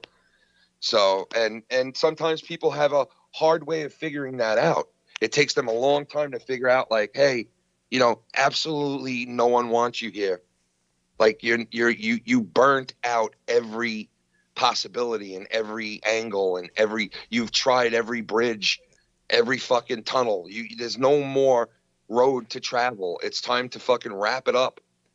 You know, and the best thing to sort of explain this, or at least to see the reality, is that, for example, me, one of the many times that I've sailed away, you know, I did my own thing, and people still tuned in. People still wanted to hear from me. People still. What? The difference was you didn't fucking go around and tell everybody and their mother and plaster it all over Twitter. Hey guys, I'm leaving. You know, catch me on my going away tour as I hit off every show before I leave for good. Like, you know, there's a big difference. True. You know? There's a big difference. You just wrapped shit up and bolted and did your thing. That wasn't even like sailing away. That's just, yo, I need a break from this and I need to do what I need to do. It's nobody's fucking business. And I'll see you when I see you. Because honestly, at the end of the day, yeah, a guy like Real Talk I grew really close to, a guy like you and Nick and Mars and a bunch of other people that I've grown close to, a guy like Bullseye who's here, right? Who I never knew from a hole in the fucking wall, and then just found out today more shit about him, and that I do have a lot in common with the guy, you know, as far as what he just described, and even a guy like Latino Heat who's been around for years, but just started calling in. Like, yeah, we grow close to each other. We like each other. Some of us don't like each other. Some of us do and don't, right? But at the end of the day, it is important, and they're all friendships built. But it's the internet, right? But that doesn't mean you demean like a guy like Real Talk who passed away and you're like, hey, you know, it's just the internet. Fuck it. I'll make jokes about him. You know, who cares? It's just the internet. Like, I don't look at it that way. You know, I look that's at a different thing altogether. You don't do shit like that, You and know, you don't it use is- them to get clout either. Somebody's death. Yeah, and you know what? Kind of shit either. So my point is, it is the internet, and even though you make individual friendships and you start to grow fond of people and you have their back and you want them to have yours and you grow relationships with people, that matters more than just the internet. So I get that part of it, but you got to be able to wrap up shit and leave shop at the drop of a hat if you have to. You know what I mean? And you got to be ready to do that. And be true to yourself, because if you really enjoy streaming and you don't, and your priorities are straight and you don't care about the viewers, you just enjoy talking about topics. And if somebody tunes in, great. And nobody does, well, it's at least on the internet. You know, I might die tomorrow, but at least it's on the internet. I live forever. And if that's your motivation, then that should be self-satisfying on its own. Not this whole idea of, I've got to jump on the internet. I've got to start taking donations. I met all these people who wanted my help. They're like, what do you think about making this donation for this and that? It's like, but dude, you don't even have subscribers yet. You haven't even started to put out your brand. And like, how can you expect to do this? And why even bother when you don't even, you haven't tested the waters. You haven't put your toe in the water to know what the temperature is.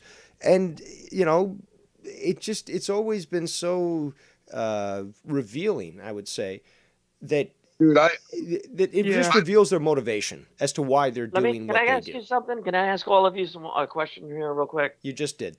Thank you for coming in. Looking at Tommy, and like I said, his addiction to the internet and how important it is in his life, you think that if it were to be explained to him that, remember how cancel culture works, Tommy, that if they come to find out that you are even possibly remotely supportive of a racist person, dude, I explained this to him last night. You could be canceled. I You explained think that if he hears that, he'll probably be like, "Oh shit." Yellow, dude, I explained that to him last night on the show. But he didn't get it, though. I told him straight up. He heard it. He knows. But the way you said it was like, you can't have a guy like this on your show. Not so much that doesn't even have to be on a show. Just his brand itself.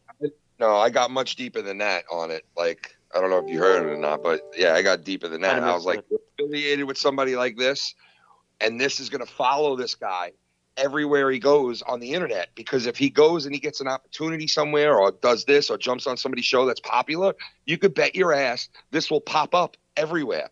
Ladies and gentlemen, the community cheese slinger. He's marked. Bro. He committed online suicide last night. I mean, the night that he did this. All right, like in my eyes, he committed online suicide, and I told this to fucking Tommy already.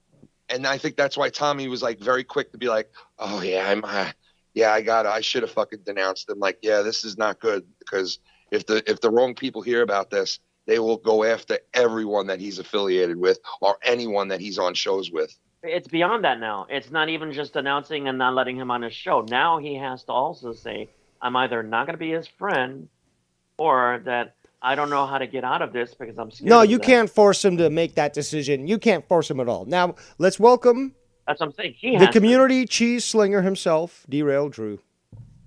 Hey, what's up, guys? Now, I just wanted to jump in on this really quick. I've been in the chat talking about this a little bit, but, you know, this is nothing new with Tommy. Anytime he's faced with any sort of tough decision, he just goes to the, not to steal the term, but the fence-sitting position.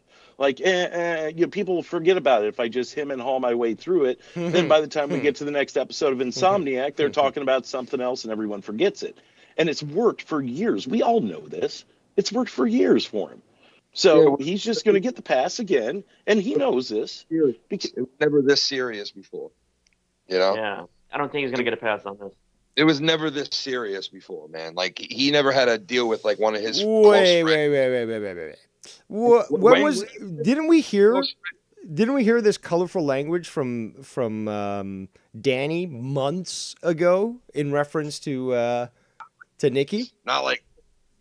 Well, this. no, this one really had a what do we call it, kikes per minute count, because you know it was, and Nikki made it right. I mean, like he said, like if we had a drinking game on this, you'd be dead by the end of this fucking video.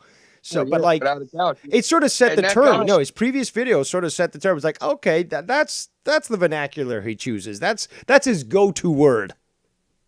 The last time he did this was when he was on one of Joe's streams, and he yelled at Kike about Nick, and everybody laughed it off like it was a joke, so he could get away with, "I was joking." Right? This time he's on his own video, and I even said it. He must have been so trashed, because he definitely wasn't in his right mind. Because if he didn't think that going on there and doing that was a good idea, if he thought that was a good idea, man, that guy is fucking retarded. And he would have left the video up. Yeah. By the way, didn't Danny MT sounded like someone familiar to you when he was on his drunken rant? Of course. Yeah, we all know who you're referring to. Yeah. He tried to be Scunty 2.0. Well, that's why those two got along so well sometimes. Two, like, you know, devils, bro. Two devils in disguise, bro. You know, trying to act like they're cool with everybody and they're good people who care about people. Birds and they have of a great feather. Friends, great lives, great people from Russia. You know what I mean? Like, it's all this great shit, you know, but in reality, it's rehab and broken dreams. Ken, I remember both of them on a stream trying to talk Portuguese, and both of them were fucking up so badly.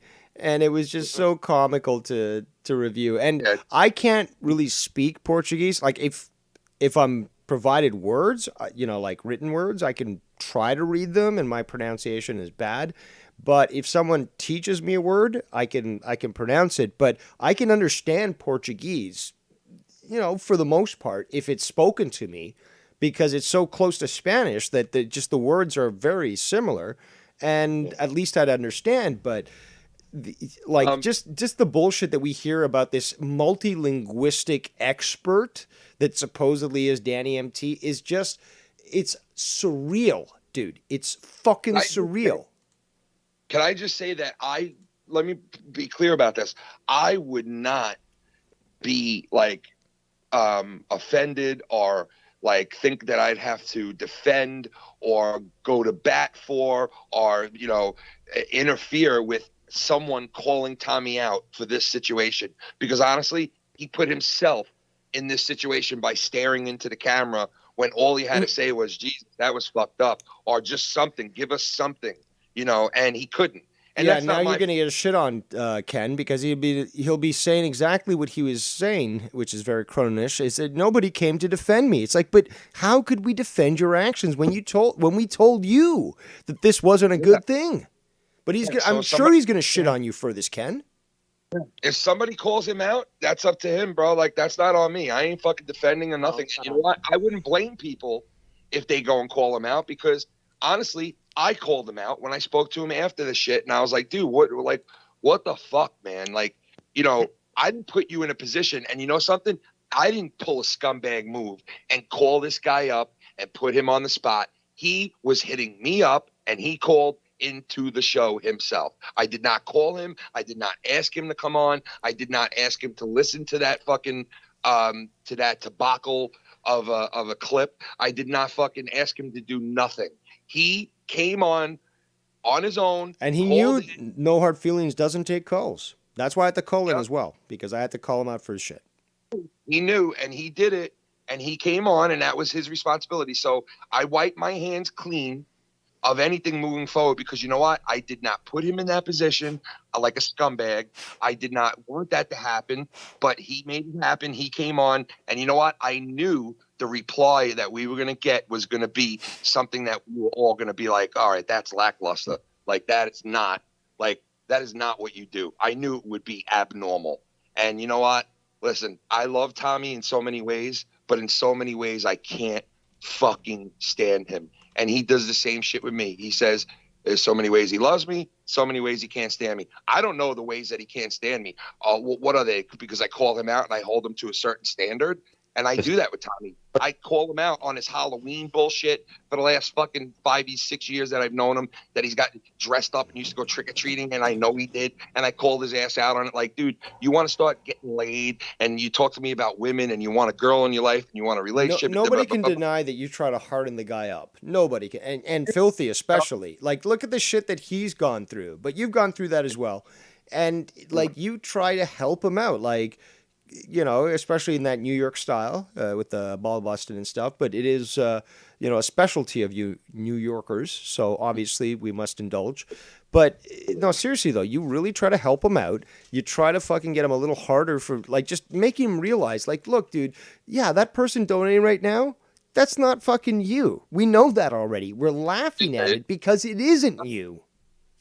I know. And you know what? I tell him all the time, dude, you know how you combat all that when you come on and you're enjoying yourself and you want to stay on and have fun, but people are fucking with you?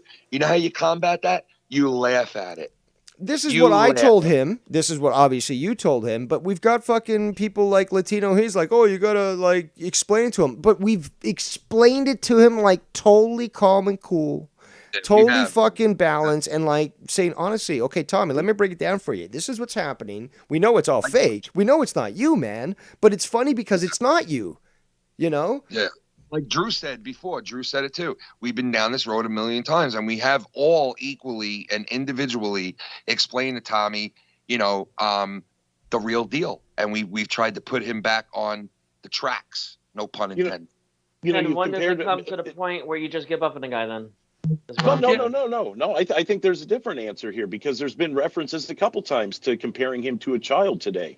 So why not treat him like a child in this situation and give him tough love? You're not going to call my show.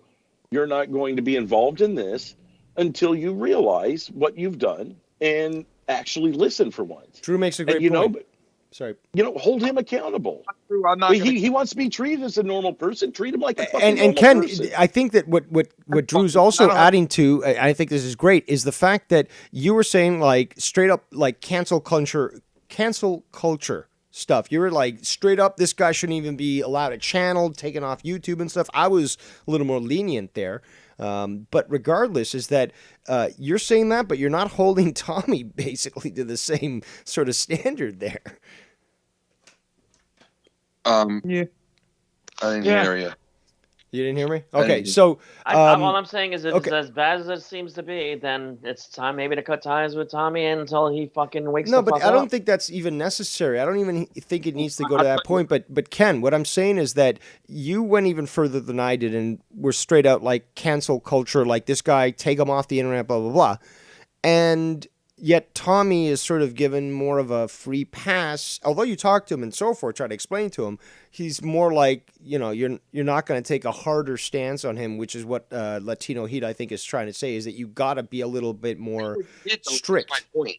I already did, though, is my point. And Okay. my relationship with him is so advanced that you guys don't even realize. No, that's like fine. I already did take a stance with him. He's already been put in a bubble a long time ago.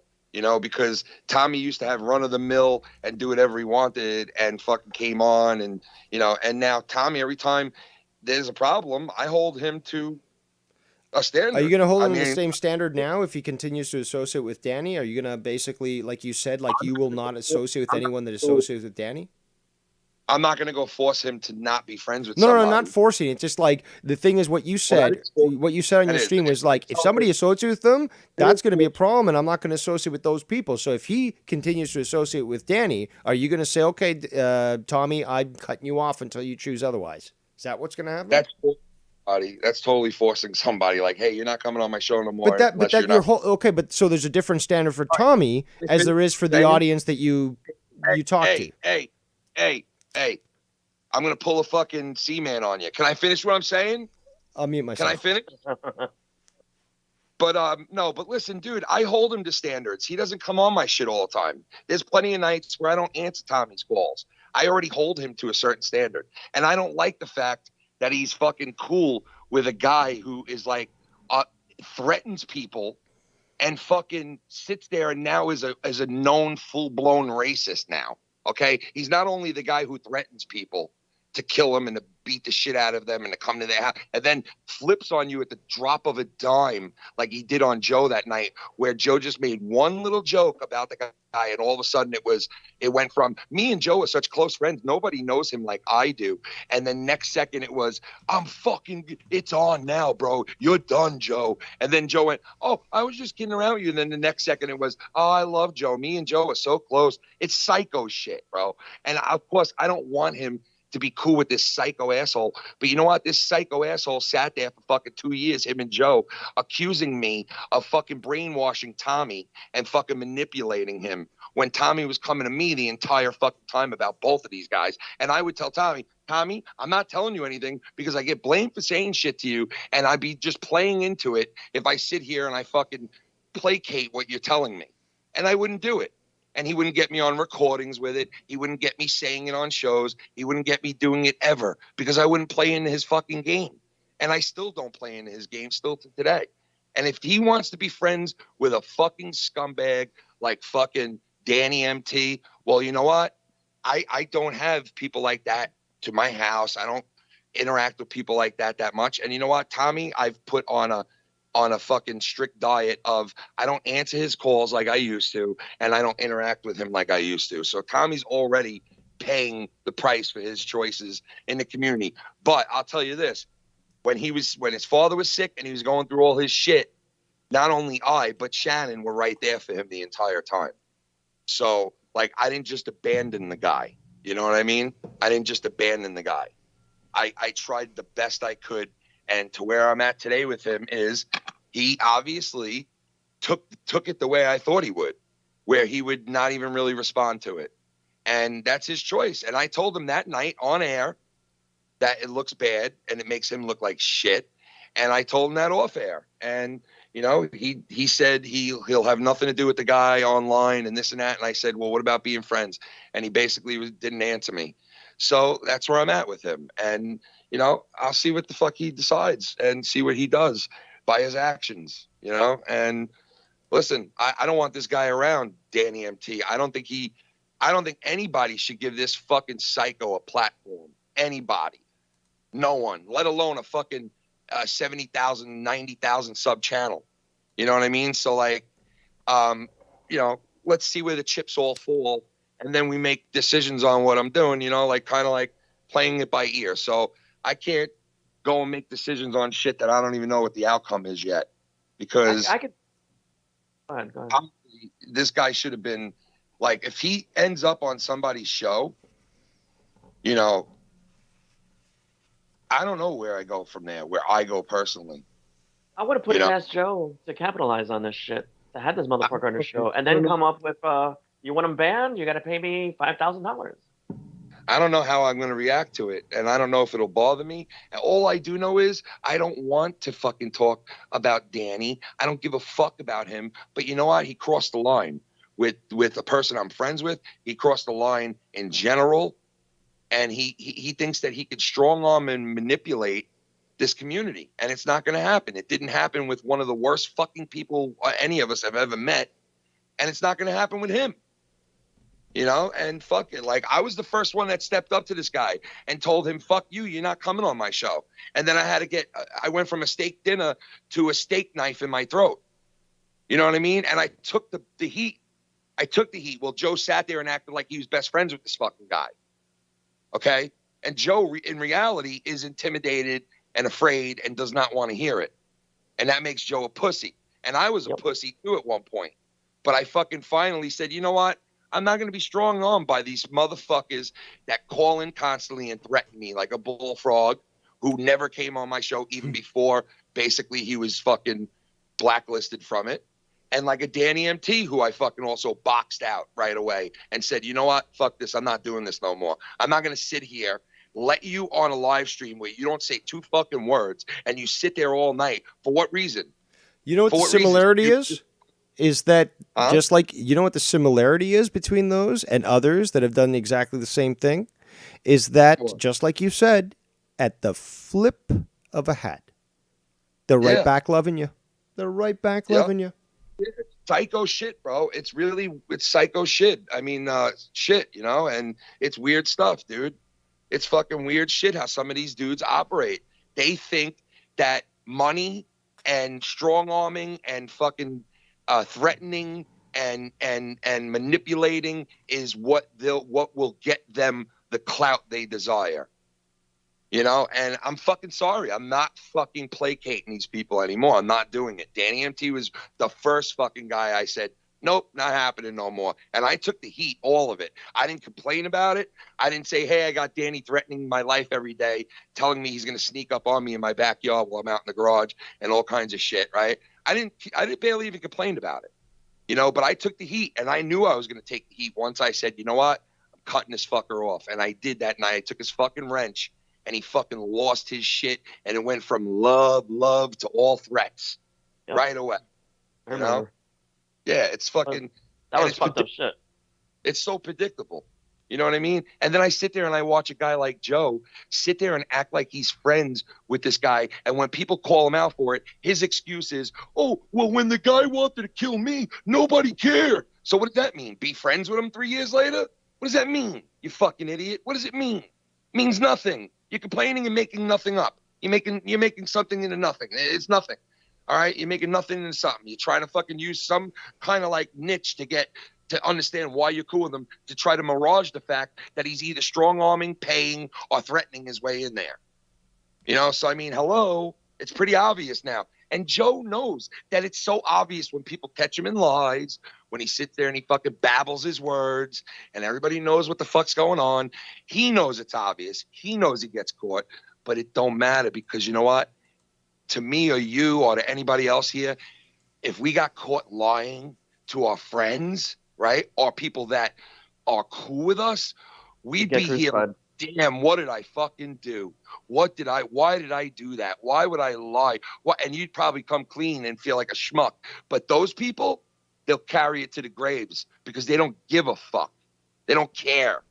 They don't give a shit. There's no manhood. There's no backbone. You got a guy in a bathroom pulling his shirt down like a skirt and taking photos of himself and posting them on Twitter. What kind of a fucking father or a man is that? Like, what the fuck we're dealing with here? The fuck are we doing? You know, because he's funny, he can imitate people, he can talk about wrestling. He's this guy that's above everybody. The fuck out of here. He's the normal fucking retard like everybody else is, if not worse than all of us. So, like, get the fuck out of here because you got subs that you cultivated over a fucking 20-year span. I'm going to sit here and fucking act like you're some god. And Danny MT is like this great talent that you make fucking donations out of now. Fucking weird. And your excuse is, oh, you guys didn't do nothing when he threatened me. Nobody gave a shit. You know, but the real story is he was threatening me at the same fucking time. and saying, I know where you live. I'm going to fuck you up. Doing it to me, too, at the same time. But Joe don't tell the real story because Joe always tells his made-up story. He always tells a made-up fucking bullshit story. Because he has to be the victim. Yeah, it's always him. It has to be about him. Yep, nobody cared when I was being threatened by him, so now I'm friends with him. What? What? It makes no sense. What are you saying? Why is he on your show? Why is he on there? Can you answer us that? Oh, Danny's funny. Really? You expect us to believe the great cultivator of talent is telling us that Danny MT is talented now? So we're going to listen to that? What is this, American Idol? You a fucking judge on American Idol now? What are we doing here? Fuck out of here with this fakery. All this fucking fakery. And Tommy's from that school. Tommy's from that school of me, YouTuber.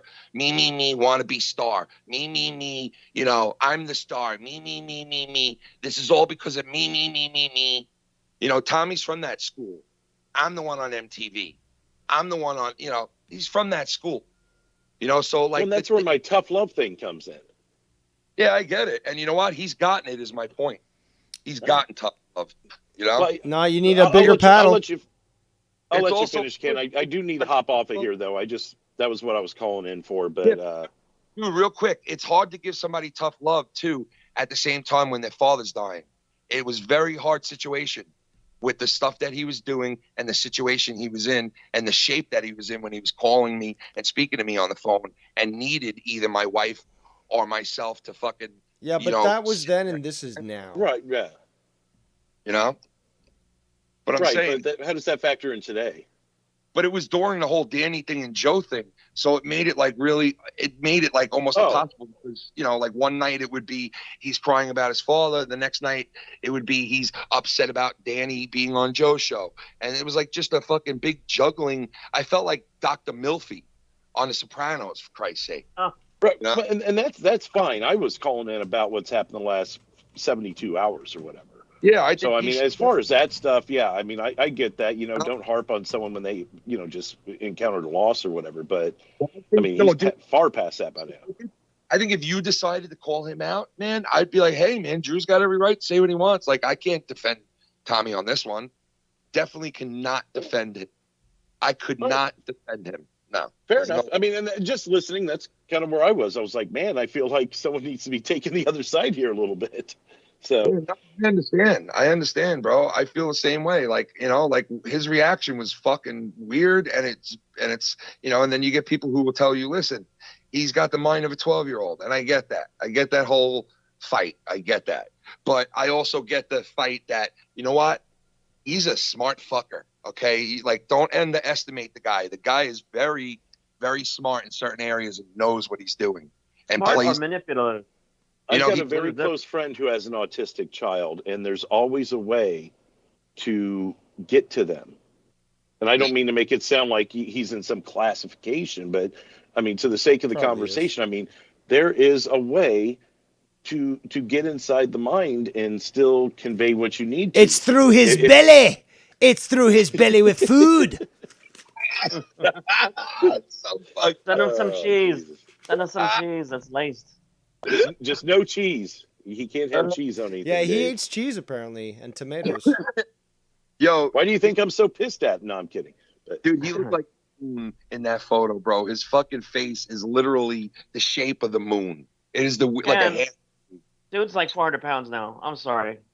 Yo, he really is fucking starting to blow up, man. Like really big. And I was like, you know, like I am no one to talk, but like I was like, dude, you got to fucking like get active. And he's like, I walk everywhere. I literally fucking walk everywhere. And I'm like, yeah, but dude, what do you eat? What are you eating that is fucking keeping you look like a robust pig? Like you remember he walks to the Denny's to get to the burger, then he walks to the McDonald's to get the bacon. Right, you're right. He basically walks to these places and eats the food and totally kills the walk. You know, when he gets home, it's like he didn't even walk. Right. All right. Well, I got to go, guys. I've still got another stop here, but thanks for taking my call, Dave. Have a good one, guys. You too. Sling that cheese. Fear for Tommy's life. Oh God. Bring home that cheese money, bitch. Bring home that cheese. And if you direct your view to the he brings home video, cheddar. you will see that Tommy No Neck he needs brings to home really the work chicken. out. Do you guys remember the Muppets when they were like, Gil, meet Jill. Jill, this is Bill. Bill, this is Gil. Hello, Gil. My name is Bill. Do you remember that from the fucking... I could see Drew selling cheese as a Muppet. You know, like a Muppet version of him. The like Swedish with cheese seller. So, Ken, have you found out why he thinks I'm an asshole, other than for calling him out on his shit? Because you call him out on his shit. That's exactly Well, what there's got to be another reason, right? Tommy? I'm pretty sure that's it. Are you talking about Tommy? Yeah. That he thinks that Dave Rose Yeah, is an I asshole. know. He said that. Remember when you were playing? He calls into your show. You were playing the clip. As always, he doesn't know what's going on. It doesn't matter. It's all about him. And he's like, "Oh yeah, but that's about Dave Rose. Nobody gives a fuck." It's like, but no, it wasn't about Dave Rose. It was about Nikki. And he's like, "Well, still, Dave Rose. It's." Oh yeah, Dave. He always is like when he hears your name, he's confrontational. Really? Because he knows. Oh yeah, bro. Because he knows he knows he doesn't get any corners cut with you at all. Like, and he doesn't like that fact. You know what I mean? Like, But he you likes do the same thing. You hold him accountable. I do, but I also have like this. you. It's not like you. I have this way of doing it with him where I'm like, walking on I'm eggshells.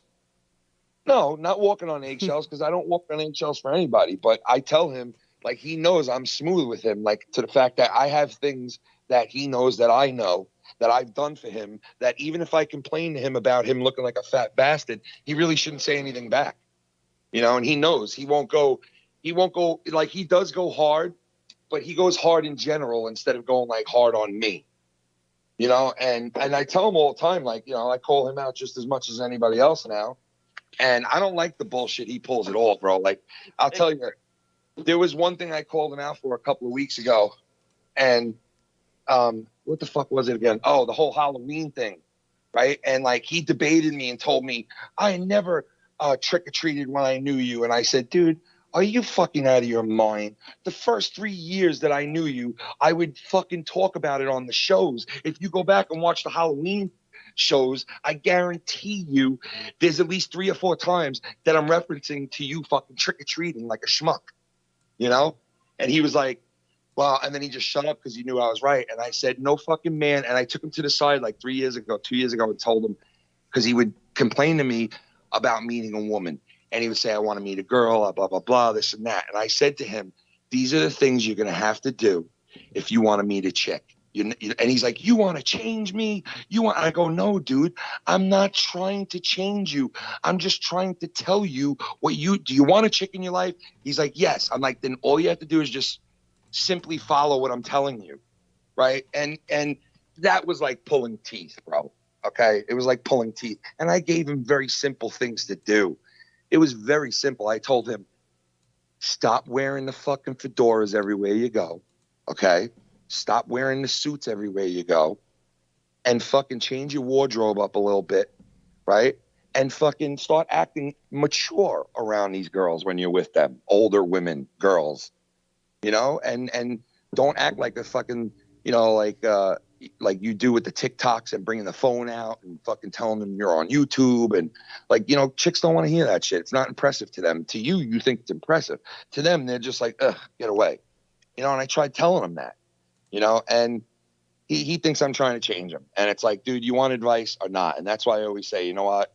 You come to me for advice, I give it to you, and you slap me in the face with it. Because it's like I waste my breath talking to you for fucking 45 minutes on the phone, trying to convince you that these are the things to do in your life, to step up now as a man and to change things in your life if you want what you want. If he came to me and said, Ken, I don't want nothing. I love the way I live. I love who I am. And I love my I would say, Tommy, you're happy. That's all that matters. But Tommy doesn't say that to me. Tommy says, I want a girl. I want a normal life. I want to meet somebody. I want to have fun with them. I want to travel. And it's like, okay, if you want all these things, this is what you have to do. They don't just come to you on a silver platter like you're used to. You have to actually work for it.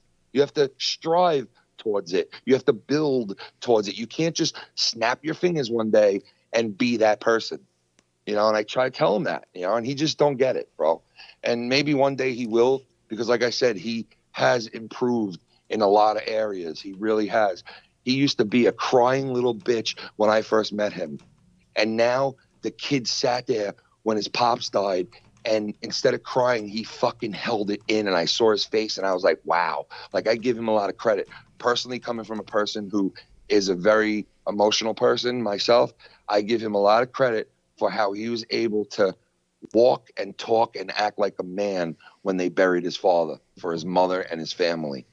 No cameras, no phones, and he did the right thing, respected his family.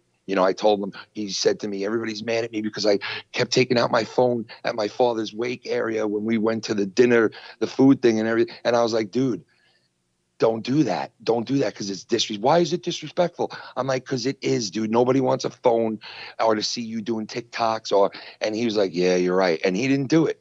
He didn't do it anymore. And he did the right thing. So like in a lot of areas, he's grown and I love him for it because I know the real Tommy Finton, but this other guy and like the shit he's pulled here with this guy and what's been going on with this guy and him for months and if not years. I mean, obviously this guy was telling Tommy NC 2010 not to go on Joe Cronin shows and he could deny it all he wants. I seen the messages. Do not go on Joe's show. If you go on there, there's going to be hell to pay. Do not go on there. And a month later, this guy is all over Joe's dick, acting like he's Joe's best friend. It's a weird fucking situation. And Tommy knew it too and knows that Danny is a two-faced piece of shit. He knows it. And he's scared. Well, and knows it now that you spoke to him last night or knew it before and didn't have the courage to come out? He's always known, Dave. He's always known. But I'm telling you, he's scared. He knows he's scared. But I asked him on your show, I was like, just be honest, are you scared of this guy? And he's like, no, I'm not scared of anybody. He's not going to admit to it. Dude, I'm telling you. He better start because, again, he's an adult. He's going to be held accountable for the same actions as we do. When he's on the phone with me, he's nervous of like, certain things and being like, I just don't, if Danny hears, I can't, and he'd be like, I can't stand him anymore, Kenny. I can't stand him anymore. He goes on Joe's show repeatedly and acts like I'm some kind of fucking idiot. And if I call him out, he yells at me and I'm sick of it. Starts going like ape shit. And I'm like, Jesus Christ, dude. Like, and I told him, tell this guy how you feel, bro. I have. He won't do it. He won't stop. And I'm like, holy shit, dude. Like, there you go. He's admitting it. He's fucking afraid of him. Yeah, he is afraid of him. There's no doubt about it. I mean, there's no doubt.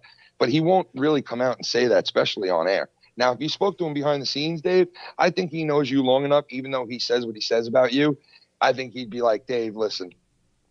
If I say something to this kid and I go that route, I'm going to get drilled constantly. I'm going to get threatened and I don't want it. I'm afraid and blah, blah, blah. And he knows where I live. And that's what he's going to probably say. He could always talk to Rose Mira, non-attorneys at law, and he would get some sound advice as to what he could do. Because he shouldn't, if he's scared about his physical well-being, that's grounds to have action taken. He might be ignorant of the fact, but I certainly am not, and you aren't, Ken, and many other people aren't. The problem is that we have to hold him accountable. Why? Because who does he put his trust in? A fucking furry pony fucking faggot? That guy from Canada, from North Bay or something, who was just so psychotic, he started posting fucking porn on this guy's channel. Can't even fucking remember his name. A fucking psychotic from Texas who's got too many hits to the head and now is threatening everyone with fucking physical violence. Like, I'd say one thing, please. No, let me wrap up by saying that it's yes, you're trying to help him, Ken, but he's placed his trust in many people in the past who were not only unworthy of it, but were looking to see him fail or to manipulate and or control him. And as such, he needs to understand that, just like Cronin does, 11 out of 12 co-hosts can't be wrong. Dude, he just got fucked from that other guy that was his co-host for the longest time. Remember how he told the story about my friend wanted to fly me out to meet this famous YouTuber, and he said he would pay for it, and then I asked him to get me a first flight. Oh, yeah, that. And he said that he went after him. Yeah, well, he shouldn't have asked for a first class fucking ticket. So that anthric prick. So Ken, this is very important what I'm about to say. Everyone knows you as, you're really cool with people and you're really nice and everything. But I think it comes to the point where you're giving advice or you're going to be the guy's shrink, like psychiatrist or something. Like when it gets to that shit, listen at all. No advice ever.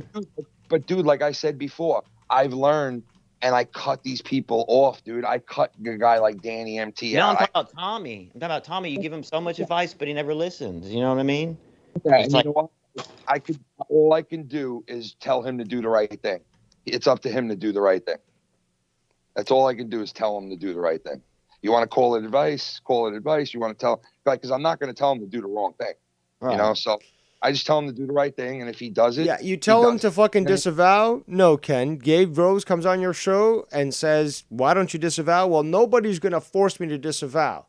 So yeah, we're like, there's no traction there. I mean, you got to spank the kid harder. I feel bad for Tommy because he doesn't know what it's like to be like me, like you, like Ken, where we don't give a fuck what people think. We'll tell people to go fuck themselves, or we will be confrontational, just as confrontational as somebody would be with us. And that Tommy does not know how to do that. You don't get it. He just, is that our fault? I don't know. Is that our problem? Are we responsible for that? No. Fault. So we're gonna hold. I feel bad for him because he can't. Look, if you get attacked on the middle of the street, and it ends up turning out to be some sort of psychotic guy, is it your fault? No. The guy's still fucking responsible for what he did. You can't diminish that fucking crime saying, oh, well, he was, psychotic at the time, so it's perfectly fine that you got your skull bashed in.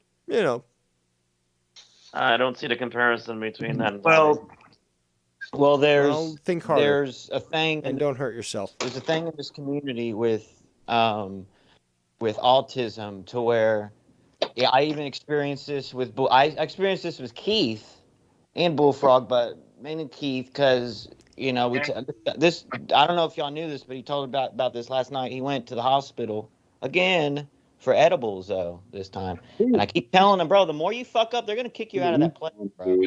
He's a dumb fuck, bro. So it's like it's an autism thing. They don't listen to advice or something. No empathy either.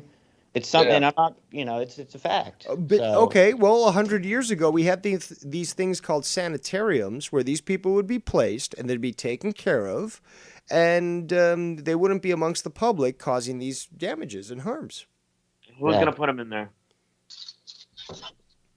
Well, he needs cinder box. No. The point is, we got to deal with it how it is right now. How is it right now? These people have to be denied. Again, with Bullfrog, for example, I personally feel that his brother doesn't give a flying fuck about him, especially since he goes out and just says, "Get whatever the fuck you want." This guy gets the most, and the guy's younger than him, he's taller than him, he's more fit than him, and he let this guy fucking poison himself, his own blood, poison himself with the food that he fucking gets. And Bullfrog, is unrepentant with that and continues to eat that way, and I don't think his brother even cares about his health or anything like that. I don't think. Maybe he's had enough of him and just gave up on him. Yeah, probably. But if his brother knew what his brother was doing, what Bullfrog was doing, he'd probably put an end to it quite quickly because he is legally liable for what Bullfrog does. Dude, he says his brother takes him shopping for that shit. Yeah, he basically, he's his driver. He goes out, like Bullfrog basically can't drive. So his brother takes him out on every Thursday to go get groceries and stuff. He uses his various cards of social assistance to just purchase all this fucking trash, and his brother doesn't give a fuck. He knows. He obviously knows because he helps him do it.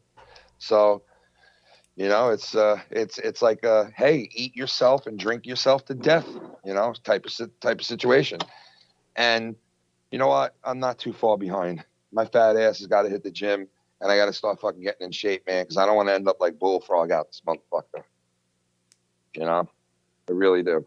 That is actually a very good motivation, is that if you just use that as the poster child of what you don't want to become, that will fucking motivate someone to become a Mr. Olympia, like, competent.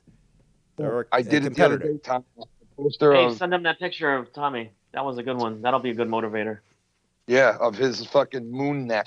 The moon neck. Hey, that picture looks like he's singing Mark. Looked like he was singing that Mark song. And you know what? I was so impressed. I was actually impressed, regardless of what Tommy thinks. I was impressed with the progress he had made. When he started to really go to the personal trainer and stuff, he started to dramatically show weight loss. And it was looking that it was good for him, but he's given up. And it's so sad because if you look at him when he was young, he was thin, he was fitter. Yeah. He was always a chunky kid, but I mean, he wasn't like overweight or obese, and he actually was handsome. Yeah, Filthy lost a ton of fucking weight, man. He went the whole route again, but that's like the 5th time that I know him, in like 20 years, 30 years almost, that he's lost a ton of weight. So like this is like the 5th time he's like actually, got where he's supposed to be, because like he's almost at his target weight, bro. Like that motherfucker lost hundreds of pounds. Wow, good for him. Like this guy shows that he's motivated. Like you've told me about his personal life and stuff, and it's just like, yeah, this type of guy is a motivated guy. He puts a target in place and he succeeds it. Dave, did you notice? I couldn't believe nobody said anything about it, and I was weirded out by it because I was like, holy shit, he never told me that. And Filthy admitted the other night on the show that he can't have kids. Yeah, I didn't actually hear that. Yeah, I was like, I didn't fucking know that, man. Like I thought, like I know that he was kidding around a couple of times about it, but I didn't think that was like the case, And then like he said the other night when he was talking about like, losing weight and all this shit that they were talking about, he mentioned about like, yeah, like, my balls are fucking heated. I have heated balls. And he was like, what do you mean? And he's like, my balls like are, they're heated to where it kills the sperm off. And he's like, I could come in anything and I won't get it pregnant. And I was like, what? Like, are you serious? I couldn't believe he said that because he's never really, like, he's hinted towards it like a couple of times, but never like, definitively said something about that. And I felt like terrible about it at first because I was like, oh, that sucks. Because I know, like, I kind of suspected something, but like I was never going to comment on it. And now that you bring it up, I will. Yeah. But it's one of those things it's none of anybody's business, but it's just like, you think to yourself, a guy like that, imagine little versions of him running around terrorizing the world. He seems very at peace with the whole thing and stuff. And he seems to be the type of guy that he accepts reality for what it is, no matter how harsh it might be. And he just rolls with it. And he just fucking, makes the best of it. He just comes off as that type of person.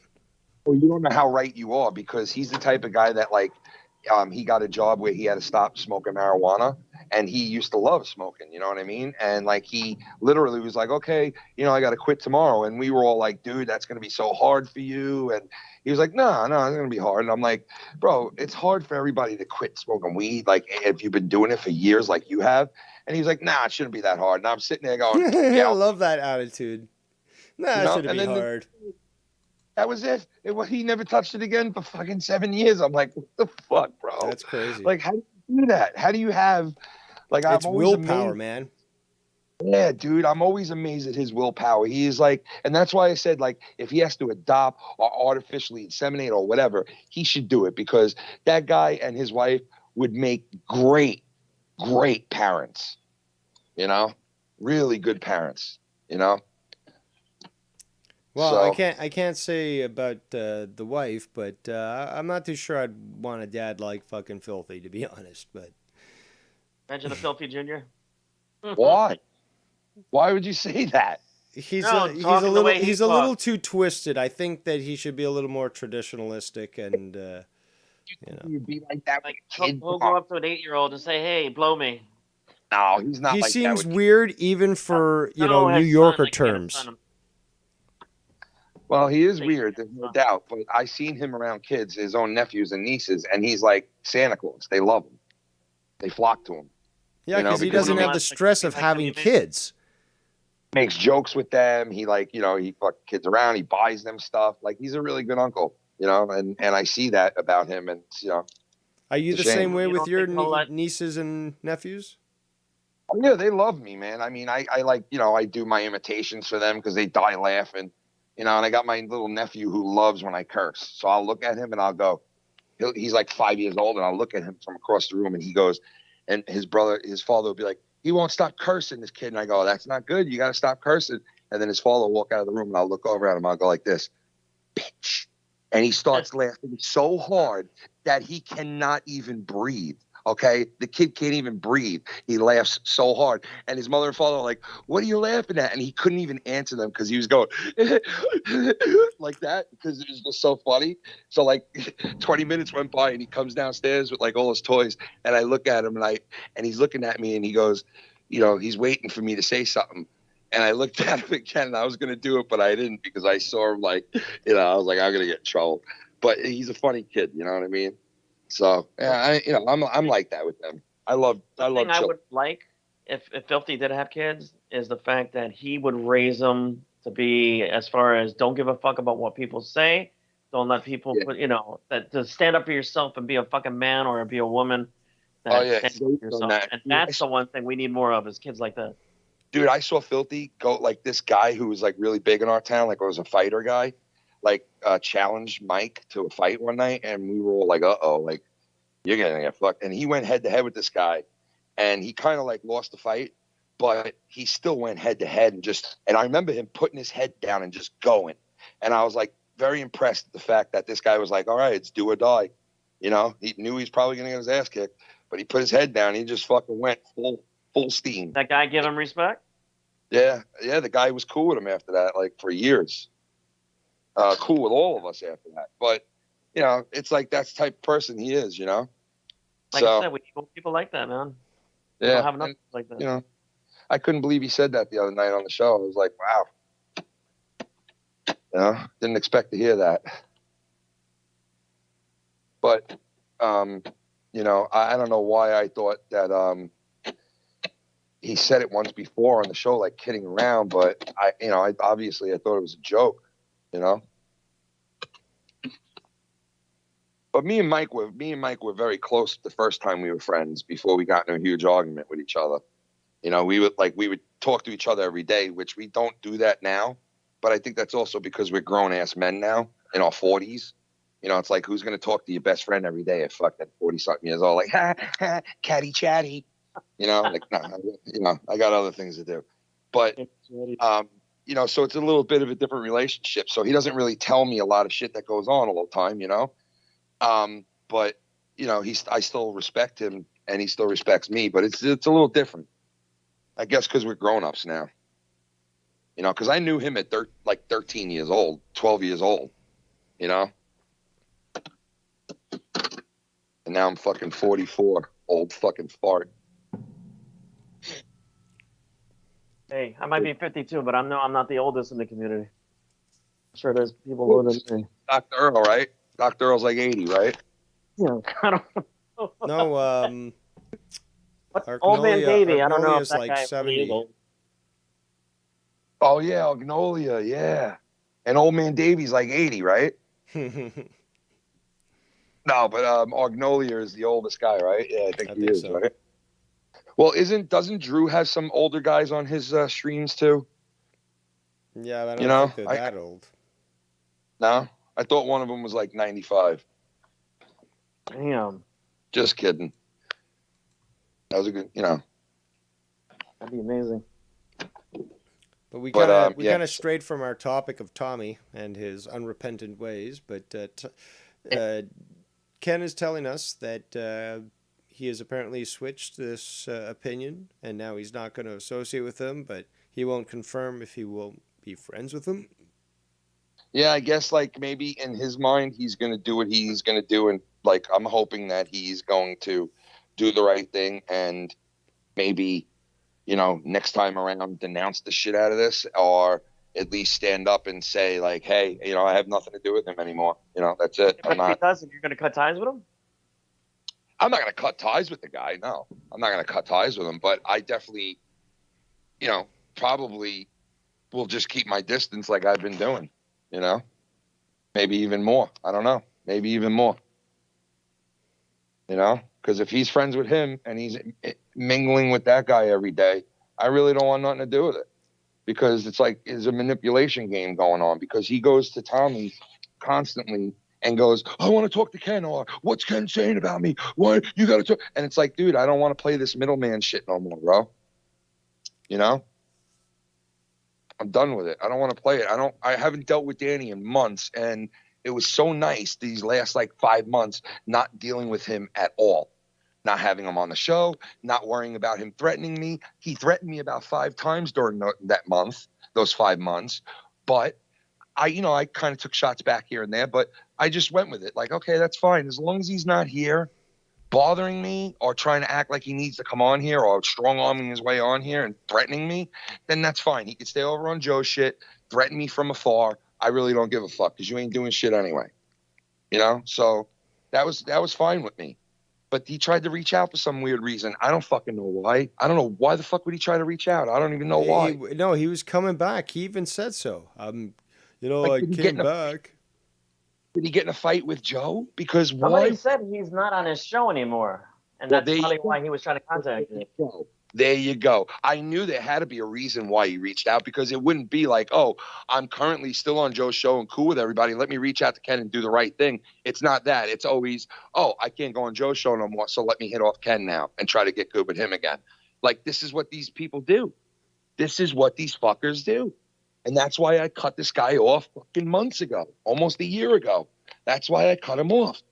I'm not fucking doing it anymore. I'm not. This is not a business. Okay? This is not a business. So, like, you paying me or trying to strong arm me has nothing to do with it. It's not my business. Go do that to Joe. This is not a business. And you're not a seller. No, go do that to Joe. You know, you fit in perfectly over there. Joe liked you. He's using you on fucking thumbnails. He's using you on fucking donations and fucking go over there. Sound bites. He's utilizing Danny MT. How? I have no clue, but he is. So you know what? Have fun with it. So obviously when he first came over, the first thing I thought was, okay, he either got in a fight with Joe or he playing some kind of game.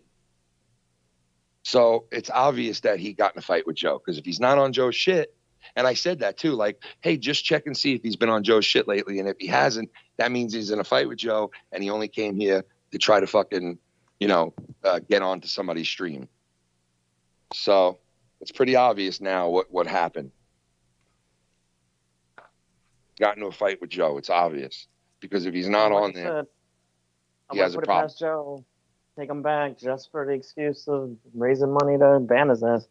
Well, Joe takes him back and puts that guy on his shit, man. It just really puts Joe into perspective, bro. Like, he just doesn't give a fuck. Yeah. Oh, you're sorry. He just is. But you know what? It's his show. What he does with it is his business. So I don't give a fuck. As long as he continues to push false narratives when it comes to anything, really, I shall be there, watching, waiting, because it's unacceptable. Joe needs to be spanked hard, and not in the way that he likes it. And he needs to be called out for this. From a guy with his skirt on. And it's I could have sworn he said one time that he actually dresses up in his wife's lingerie or some shit. Oh, yeah, I could see him doing that without a doubt, wearing high heels and all that shit, without a doubt. Definitely. I'm telling you, he's pulling a fucking, He's pulling a what was his name again? Not Richard. No, Ralphie. Ralphie from The Sopranos. He's pulling a Ralph where he begs his girl to stick a dildo in his butt while they're having sex. So you're saying he's in a closet? Cronin. He likes to dabble in the asshole play. She'll put on a strap on. Leah puts on a strap on and he rides him. Leah puts that shit on and literally just demolishes him, bro. She might like that shit too. I bet you she does. I bet you she's like in the back of him going, smells so yeah. Oh, So man. Ken, do you have any shows planned anytime soon? Converted or something? Tomorrow. What's tomorrow? Wednesday? Yep. Yeah, tomorrow night. I can't wait. I might go tonight at the end of this mayor race, bro, because this is a tight race between these fucking guys, man. For mayor, what race are you talking about? the fucking the guy who was the guy who was a guardian angel in the city. The political race. I thought I was thinking cars or some shit, like Indianapolis Open or some shit. It's on Curtis Lewa and whatever the other guy's name is. Dude, Curtis Lewa got shot by the Gambino family 3 times in the back of a cab, dude, in the 80s. Like, this guy has been in New York City his entire life. He's been around mobsters to Sounds gang like members. some Serpico shit. It is, dude, and he was. And you know what? He got found out that he faked a couple of incidents back in the 80s, okay, that he faked a couple of incidents where he paid gang members to come up and start fighting with people, and then him and the guardian angels would come in and fuck up those gang members, and the gang members would like lose on purpose, and he paid them all off, and it made the news, and it was a big thing, like they saved these people's lives, and all of a sudden I didn't know that. Yeah, dude, this was back in the early 80s, and when they were doing the debate the other night, the black guy who was a cop in the city for 35 years, who's a Democrat and basically is like a de Blasio shill. He's just like, he goes, well, is it true that you faked these situations? And he's like, yeah, it is true. And he's like, I regret every moment of it. And I've been regretting it for 40 years. And he goes, that was the old me. He goes, after that moment in my life, I learned that I shouldn't fake anything, that everything I needed would come to me. And he's like, I helped make New York City great again. And he did, because when Giuliani was mayor, dude, New York City was like Disneyland. It was fucking literally Disneyland. You know, the murder rate went down. Like, they fixed everything up, made it look beautiful. There was no sex shit in the city anymore. It was all Disneyland shit. It was like crazy. And he was still doing the guardian angels, but not guardian angels, guardian angels back then. He was still with them. And during the 90s, during the 2000s, when it was looking beautiful. And he was there for all of it. The bad, the ugly in the 70s, where there was spray paint fucking everywhere and the city looked, and there was buildings being burnt every fucking corner in the Bronx, because there was all these old apartment buildings, like hundreds of them, that were condemned and no one could live in. And crackheads went in there, and prostitutes, and they set them on fire. And the city was fucked up. You ever heard of that movie or show? It's called The Bronx is Burning. No. It's about the Summer of Sam, 1977, New York, where the Summer of Sam happened, and that dude killed all these people that were, making out in their cars, or, and it was always at night, and he always shot young people. And it was the Summer of Sam. In that movie, they show you, and it's a Spike Lee movie. It's actually a pretty fucking good movie. They show you how the Italians in the area reacted to what was going on, how the blacks in the area reacted, how the Puerto Ricans and the Mexicans and like everything, how the city was, and all the buildings that were condemned. And it was the beginning of crack and cocaine and heroin, and all that shit was starting to flood in. And it shows like the real gruddy, like gutter shit that was New York City at that point. And it was terrible, man. I mean, they think New York City's bad now. Like, you go look at the city, early 80s. There was parts in the Bronx that, for instance, that look like World War II London. Yeah, you couldn't even walk. Entire buildings are just gone. Yeah, you couldn't drive through there. It looked like the buildings were blown up like by tanks. It looks like bombs were dropped there. Exactly what you said, bro. Shit was on fire. There was dogs everywhere. There was it was so run over, bro. It was horrible. There were no streets. The streets were all fucking barbecued. There were fucking crack houses every two feet. It was insane. And you know what? It's pretty bad now, but it's not even close. Check out It's the not- movie Fort Apache in the Bronx. Check out that movie. That'll tell you how some of that crime looked. Check I've out seen Death that. Wish. That's a great movie too. Yeah. But this actually reminds me. I was going to mention this earlier, but this reminds me as well as a criticism on Cronin is the Kyle Rittenhouse trial that's going on today, and the judge actually ruled that the 3 people that he killed they cannot be addressed as victims because it was clear that they were shown to be aggressors in the entire event. And when that shit went down, I was obviously the first on Cronin show to sort of call it out and say, there's nothing wrong here. But Cronin, as always, fucking trumpeting for Antifa, and it just didn't understand the whole situation, and I got shit on. And he continued to make comments, I should say, after I left and stuff about how this guy was either wrong illegally or how he was stupid. Same with the Trump stuff, based on nothing other than emotion and feeling. And we're starting to see that this guy not only did nothing wrong, like these people deserved it. Like one of the people that this guy killed was a pedophile. Convicted pedophile. He raped at least 5 kids. Fucked up. Yeah, like these people were fucking, and they wanted to kill him, and only by the grace of God. And there's a meme out there that talks about this, is that there's all these things that come together in something that's not a coincidence, in regards to how his gun jammed and he was able to reload it in under 2 seconds and still fire off a successful shot. There's something more here if you're into that sort of thing. But more importantly is that this sort of thing, it pisses me off, because when you look at the truth, it's clear as day. But if you follow the narrative, especially the Cronin narrative, it's all about emotion. It's all about pushing people to believe that, the mainstream narrative, like white people bad, Christian is evil, like, traditionalism is bad. And it's not only tiresome, it's dangerous. And I try to make this point in the past, is that he does radicalize people, because you've got a bunch of influential kids that tune into his show, hear his crap, and then start to believe it. And then when you start to see interactions that are either in the chat or, when I was on, people calling in and, either talking shit to me or other people, but you could see that it was highly influenced by Cronin, and the way that Cronin conducted himself is like, dance puppets, let's see some chaos, let's have everyone attack this one person. And it just didn't happen to me, it happened to many.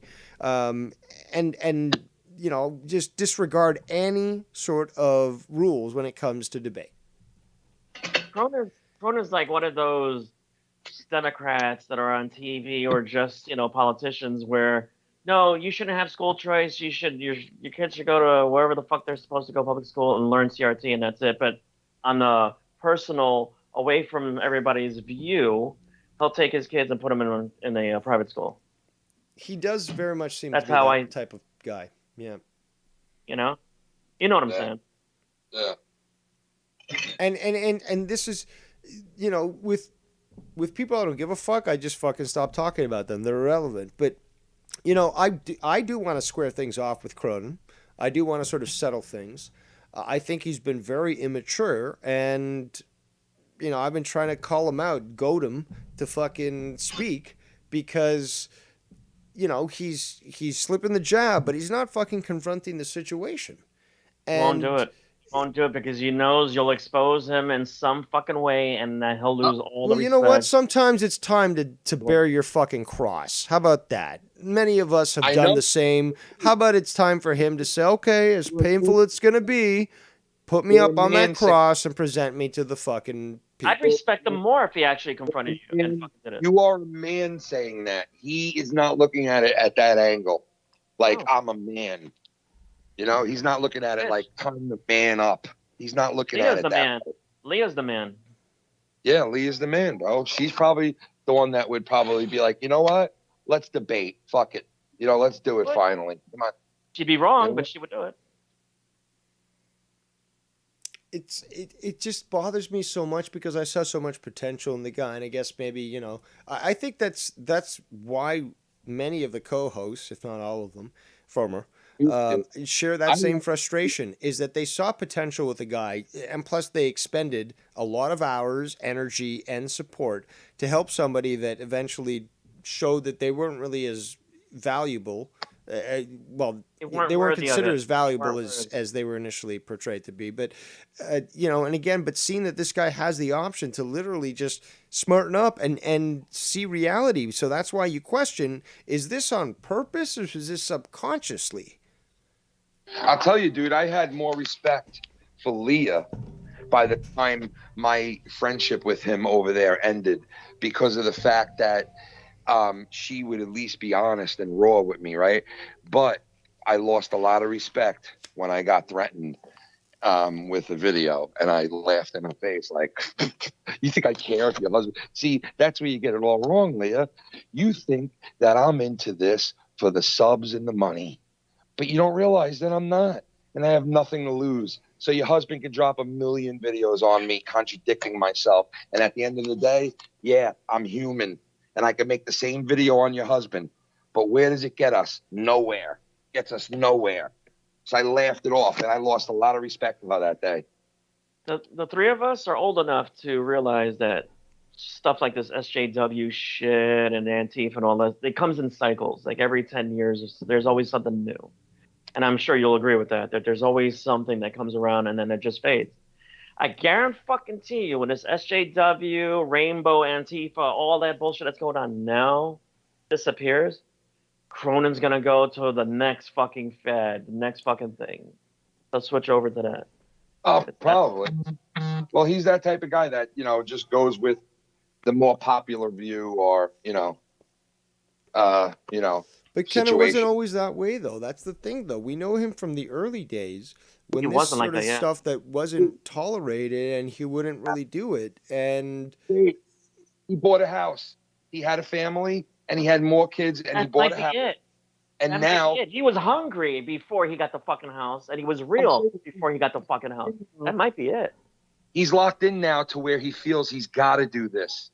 Under every circumstance, he has to, like, under no way. I'm looking for a certain word here, but he's not going to let something be taken from him or manipulated away from him in his mind. So he feels I got to do whatever I can to avoid and hide and maneuver and finagle my way out of losing credibility, losing subscribers, losing, all this shit.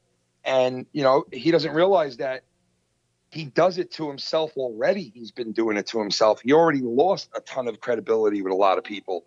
But you know what? He feels that he's got a quick turnover rate, meaning like he could afford to lose guys like these people who donate to him and who are cool with him after a while. And then he does, once he sees that those people start questioning shit, he throws them to the curb really quick, because he knows, hey, there'll be a new Sith Negan. There'll be a new Bullseye. There'll be a new, and he knows that. You know what I mean? So people say is a turtle. Who's that donator? The one that they say that looks like a turtle that he still has. D. Welsh. Oh, yeah, D. Welsh. See, his thing is, as long as I have somebody like D. Welsh that's steady, and I can afford to lose a little bit of money here or there because I'll make it up, or he'll come up with some kind of gimmick to get money. But D. Welsh were to leave, I'm wondering. I bet you the real Joe, the true Joe, like if he sat down and he was on a truth serum, I guarantee you that real Joe would be like, listen, I am fucking scared of losing what I made. I am scared that I won't be able to pay bills one day. I am scared that people will catch me lying. I get myself into the worst predicaments by lying. And sometimes he hints towards it when he's on his streams and he says, I'm a terrible person. Everybody fucking hates me. They should hate me. I'm a piece of shit. He really does admit it sometimes. Like, he really does admit it sometimes that he really is that guy. And he knows he is, and that's the sad thing. And you know what? I know I'm an asshole too, and I could be a fucking asshole, but I won't sit there and lie to people's face. That's the thing. You're an asshole that keeps it real. He's an asshole that fakes it. Yeah. And Joe doesn't realize that he could do everything he's doing now and maintain everything and be truthful. He could do that, but he just doesn't know how to get there. Yeah, I think he's gone so far deep that he doesn't know his way how to get back out of it. Yeah, I agree. You know what Dave said before? He used to be truthful. He used to be different. You know why? All of this grew on him to the point where now he feels his back's up against the wall and he has to do what he has to do. And he's going to do it under any circumstance. He's going to make sure that he gets the job done type of thing. And that's where like the backwoods slimy shit comes into play, where it's like pay to play. And it's like, and he's done it. He's made bad choices, man, because when you end up with nothing but guys that pay you to be on your show, that's not good, especially when you want it to appeal to people. It's like, that's not a good situation. But I think you're onto something. I think you're onto something. When he got that house, he did a rapid change in the way he did the show. He did, because then it became cutthroat, where it was like, I have to get this every month, money so I can keep this house. No matter what, I have to do this every month, no matter what. And it's like, okay, I understand you saving for a house, because you know what, I live paycheck to paycheck, bro. Like I every month I'm like, okay, hope we make all our bills next month. That's how I live every month. With the bills that I have to pay to live here and the bills that I have to pay out on top of it, I live paycheck to paycheck. And I know you don't sell out. It's stressful, You're dude. a man. You deal with it. It's stressful, and you deal with it like a man. But let me tell you, if I was depending upon YouTube to make sure that my kids have a roof over their head, I would be stressed the fuck out like crazy, man. So, like, I don't blame him sometimes when he's stressed the fuck out and he gets all kooky and crazy, because it's like, dude, like, you got a lot depending on this. You got a lot riding on this, man. You got a lot riding on this. And it's something that you shouldn't play with. It's something that you should think out before you make actions, before you make decisions, because this is something important to you. But he don't treat it like that. You know what though? I mean, imagine if in his head he's like, I wish I could fucking not be this guy that I'm coming off as, but I've got no choice, and that he has to live with that shit every day. He does. He's even said it, dude. Like I said before, he said it about the wrestling, where he's like, I absolutely fucking hate watching wrestling now, and I have to fucking do it. And that's a little part of what you just said. Like, he has to force himself to be this guy. He has to force himself to, do certain things and to mingle with certain people and to, manipulate certain situations, because his back's up against the wall. And his back is social media, man. That's why I don't do social media, because I don't have to fucking worry about what people think about me, what they write about me and shit. Only thing I do is I go on YouTube, listen to your show, listen to Dave's show, and I'm done. I don't give a fuck about nothing else. I don't understand that other part of Joe, though. The part that, like, he goes on Twitter and has to, like, cry to people, and he has to go on there to prove things and to get into fights with people, and he has to go on there and put pictures of him with the fucking. It's really weird shit, dude. It's weird. It's virtual signaling, but it's also like a carny. He's got to drum up an audience. Yeah, it's weird, bro. Especially that photo that he took. That is just some weird shit, dude. In a hotel room by yourself, taking a photo with your shirt pulled down over your small balls and cock. It's just weird. It's like a wrestler thing, isn't it? Yeah, dude. It looked like, yeah. It is like a wrestling thing. You're right. You're fucking A right. I didn't think of that. But you're fucking A right, bro, because that's like almost what CM Punk does when he comes out wearing his I could name wrestling a handful shirt. of people that do exactly the same thing that are wrestlers. Yeah, you're right, dude. You're right, man. I didn't think of that, but it is kind of weird though still. You know what I mean? It's like, you're a grown ass fucking man, dude. Like, I understand, like, posing with a belt. At least show the package, At least show the package. Yeah, like posing with a belt or doing like something funny or like, yeah, I get it. But like, that's just, I'm sorry. It's just fucking weird to me, man. I'm sorry. It just is, Towards the end of when I was watching Joe, when he would have his show and one of his kids would come down and get on camera, you would see him switch. you would see him switch from being a psychopath right away to calm and the dad and like Tell you, the bro. old show. Let me The tell old you. fucking- A dad would have told their kids, "Sorry, I'm working. You know, when I'm in my room, you are not to come He in." did that a couple times. Yeah, he did that a couple times. But there was A times couple where of times, and how many times didn't he? there were quite a few times. You know that how I remember annoying it is he if would you're put his kid on looking, his lap. if you're watching a show and you really want to be learning about wrestling or what's going on, and you have interruptions like that. Well, I mean, Well, hey, no, I don't do that. I don't do that shit. Like when I'm working, my kids see me in here and they know, like.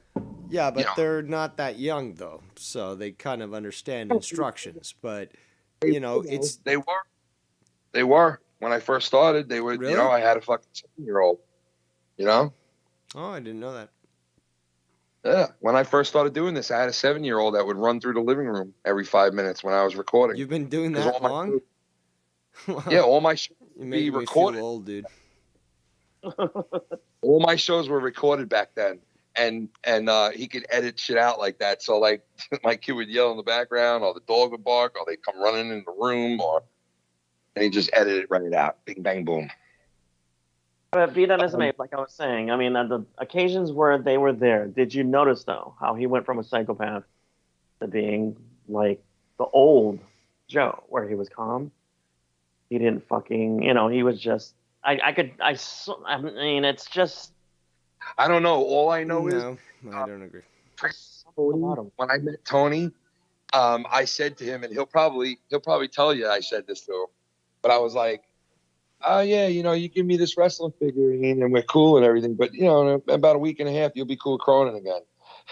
And he was like, "Yeah, I probably will," and here he is. But you know what's funny? At least he's admitting it. You know what's funny though? He's not going to get to do this podcast with Cronin. How much you want to make a bet? And if Cronin hears me say this, then he'll probably do the podcast with him. But if Cronin doesn't hear this, how much do you want to make a bet that fucking podcast never happens? Oh, it's been what, 3 years in the making? Yeah. So, unless Joe needs a bill to be paid and he throws a lot of money at him and he's backed into a corner, he's gonna have, that he has to do it. Money talks, bro. Money talks. You are right about that. You are right about that, man. Remember, it's Christmas time. He's got to Yes. get those Dude, do you sandwiches. guys know there's Christmas shit all over the TV now today? I don't watch Yeah. TV, so I don't know. Christmas ads for no Christmas toys or anything because they're not fucking coming off the docks. That makes sense. It's literally all Christmas shit, bro. I'm like, you guys got to be kidding me. How you rush Christmas in here like this. Such bullshit. Even pretty soon before it'll be in Thanksgiving. Even before Thanksgiving. Yep. It's not right, man. I'm sorry. They're just rushing it too much, man. It's too They got rushed. sales. They got sales over here this Thursday. Black Friday sales starting this Thursday. That is nuts, bro. That is Hey. fucking. When, I gotta when is get your Thanksgiving, by the way? ours is in middle of November. Yeah, what day though? Third week. 24th, I think. Thursday. So the 25th. 25th, and then then it's the 23rd. Oh, the 20. Oh. No. 25th is a Thursday. If it's a Thursday. All I know is it's always on the third week. Oh yeah, so then it's the 25th then. No, the third week of November would be the 18th. Is it? Well, I don't think they have Thanksgiving that early, right? Hold on. Let's just Google this. I don't think that they would have. American Thanksgiving. Dude, do you know that November every other 25th. There we go. 25th. Hey, Dave, do you know that every other year, Thanksgiving, or like every 2 years or something like that, Thanksgiving ends up on Shannon's birthday? Really? And do you know yeah, listen to this. One year, she had Samantha, our youngest kid. The same day she came home from the hospital, she came home from the hospital with a baby. It was her birthday, and it was also Thanksgiving. And I was like, man, that's a lot of shit in one fucking day. And she was like, I know. She was like, we're bringing a baby home. It's Thanksgiving, and it's my birthday. And I was like, yeah. And I'm the father and the husband of all that. Like, I had to get a birthday gift. Who ended up cooking that day? It was crazy, dude. And now we're having Thanksgiving at my house this year, and it's gonna be fucking crazy. You We're can having pass Thanksgiving off as the present for your kid. You know, it's just like, where are my presents? The meal's your present, kid. Enjoy. exactly. Potatoes. Happy birthday. I remember, dude, we had everybody here, and I was like, yo, she's just coming home with a baby. Like, how many people are we going to have there? And it was like, well, everybody wants to see the baby. So, okay, floodgates open. Yeah. You know? What a day to be born on. Yeah, I know. It was crazy. But yeah, I got to get this food ready for these kids before they go to practice. But I'll talk to you guys. It was a good long talk, man. I feel like I've been on for a long time. Yeah, we Right? have been. That was a good long talk, bro. I mean, we got a lot out. And as far as Tommy, you know, with all that, like, you know, I understand what you guys are saying, and I agree with you in many ways, because he does need to be, you know, held responsible for, you know, his reaction to all this, because, you know what, like, you can't take anything away from it. Cause like, honestly, that really was a racist rant. It wasn't a joke. Absolutely. You know, it's nothing that somebody should get away with. Like, honestly, you know, and I know, Dave, you said like, oh, you know, Ken, you were saying that he should just be off the internet. I don't mean like off the internet, but I mean like off of our shit. Like, no one should be, and I'm not saying that they have to do this, or like, you know, like you've been put in that position many times where you're like, you know, he shouldn't be on anybody's shit. And it's like, oh, well, you're not telling me what to do. And it's like, no, I'm not telling you what to do either. I'm not saying anybody should do what I'm saying. All I'm saying is that a person like that, the people who do live streams in this community, they should have enough respect for themselves, the channel, and the people that work with them and watch their channel, to not bring a fucking full-blown racist onto your shit. Because if there's any Jewish people or any people at all that took offense to hearing what that asshole said, well, you know what? That's a spit in their face if you bring that guy onto your programming. Okay? It's a spit in their face. You know? So, like, I don't fucking fly with that. And you know what? Tommy needs to fucking do the right thing too. So I hold him to a certain standard. I always have. And I always will moving forward. You know? I'm coming around to that too. Tommy's got to make a decision, and he has to make it now. He has to make it let's now. hope that he's less unrepentant next time when confronted with the situation. He needs to just stop fighting. And I'm sorry, Ken, and everyone else, including you, Latino Heat. It's not my problem, nor my fault, that he acts this way. He's allowed in public, and as such, will be held accountable for it. Why are you saying that to us? Like, you're sorry to us for No, saying that? in the sense that I'm going to continue to criticize him and, you know, address the fact that people are sort of giving him a pass on certain things when it's just like, that wouldn't be normally allowed. I just want them to make a decision. Either admit that he's afraid or fucking get rid of him. He did not get a pass on my show because his ass got called out right there. His ass got called out, you know, and he's the one who made it happen, not me. He was the one he called his own ass out. He did. By calling up your show. Yep. And he deserved it. And you know what? He fucking responded the way I knew he would. I knew he would respond like that. I fucking knew it. I knew it. I said, it's going to be mirror time on your fucking phone. Mirror on your phone. Going into fucking mirror mode where he just fucking stands there staring at the fucking phone like he's using it now as a fucking, you know, a full-blown mirror. Like he's getting ready for school or something in the morning. He's waving his hair back. He's checking his teeth. He's looking at his 5 o'clock shadow. And it's like, dude, do you realize the show's still? Hello? Like, you know, between him and Bullfrog, I don't know what the fuck kind of drugs these guys are on. Like, they got to be on something. Like, can you get me some of that autism? Because I want to try a pill of it. Perfume. It's a cologne. Autism. Autism for men. One spray. And that's it. You can do whatever the fuck you want and get away with it. That'd be a good donation. That'd be a fucking awesome donation. Autism for men. One spray. And or do whatever the fuck you want. Imagine walking through the streets, able to say and do whatever you want and get away with it. Well, there's a new cologne out. It's called Autism for Men. You want to smell good? spray it 7 goddamn times. He goes, I spray it 7 goddamn times. Like everybody loves it. Check out Bullfrog. I spray it 7 goddamn times. And then Keith Rabob is like, I also overdose on it and put myself in the hospital. I sniff it in a plastic bag. Yeah.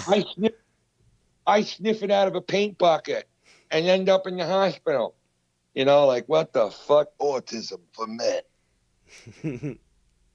Yeah, and they get a fucking picture with like Bullfrog's head on it, and a guy in a suit or some shit, or a guy with muscles or some fucking shit.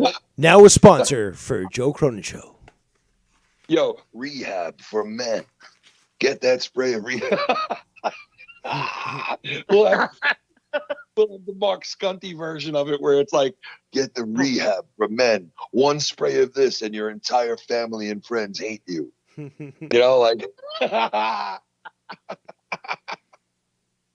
One spray of this and you'll end up in a 5-month facility. Come on. One spray of this and you'll be a DJ who works in Detroit and has no life.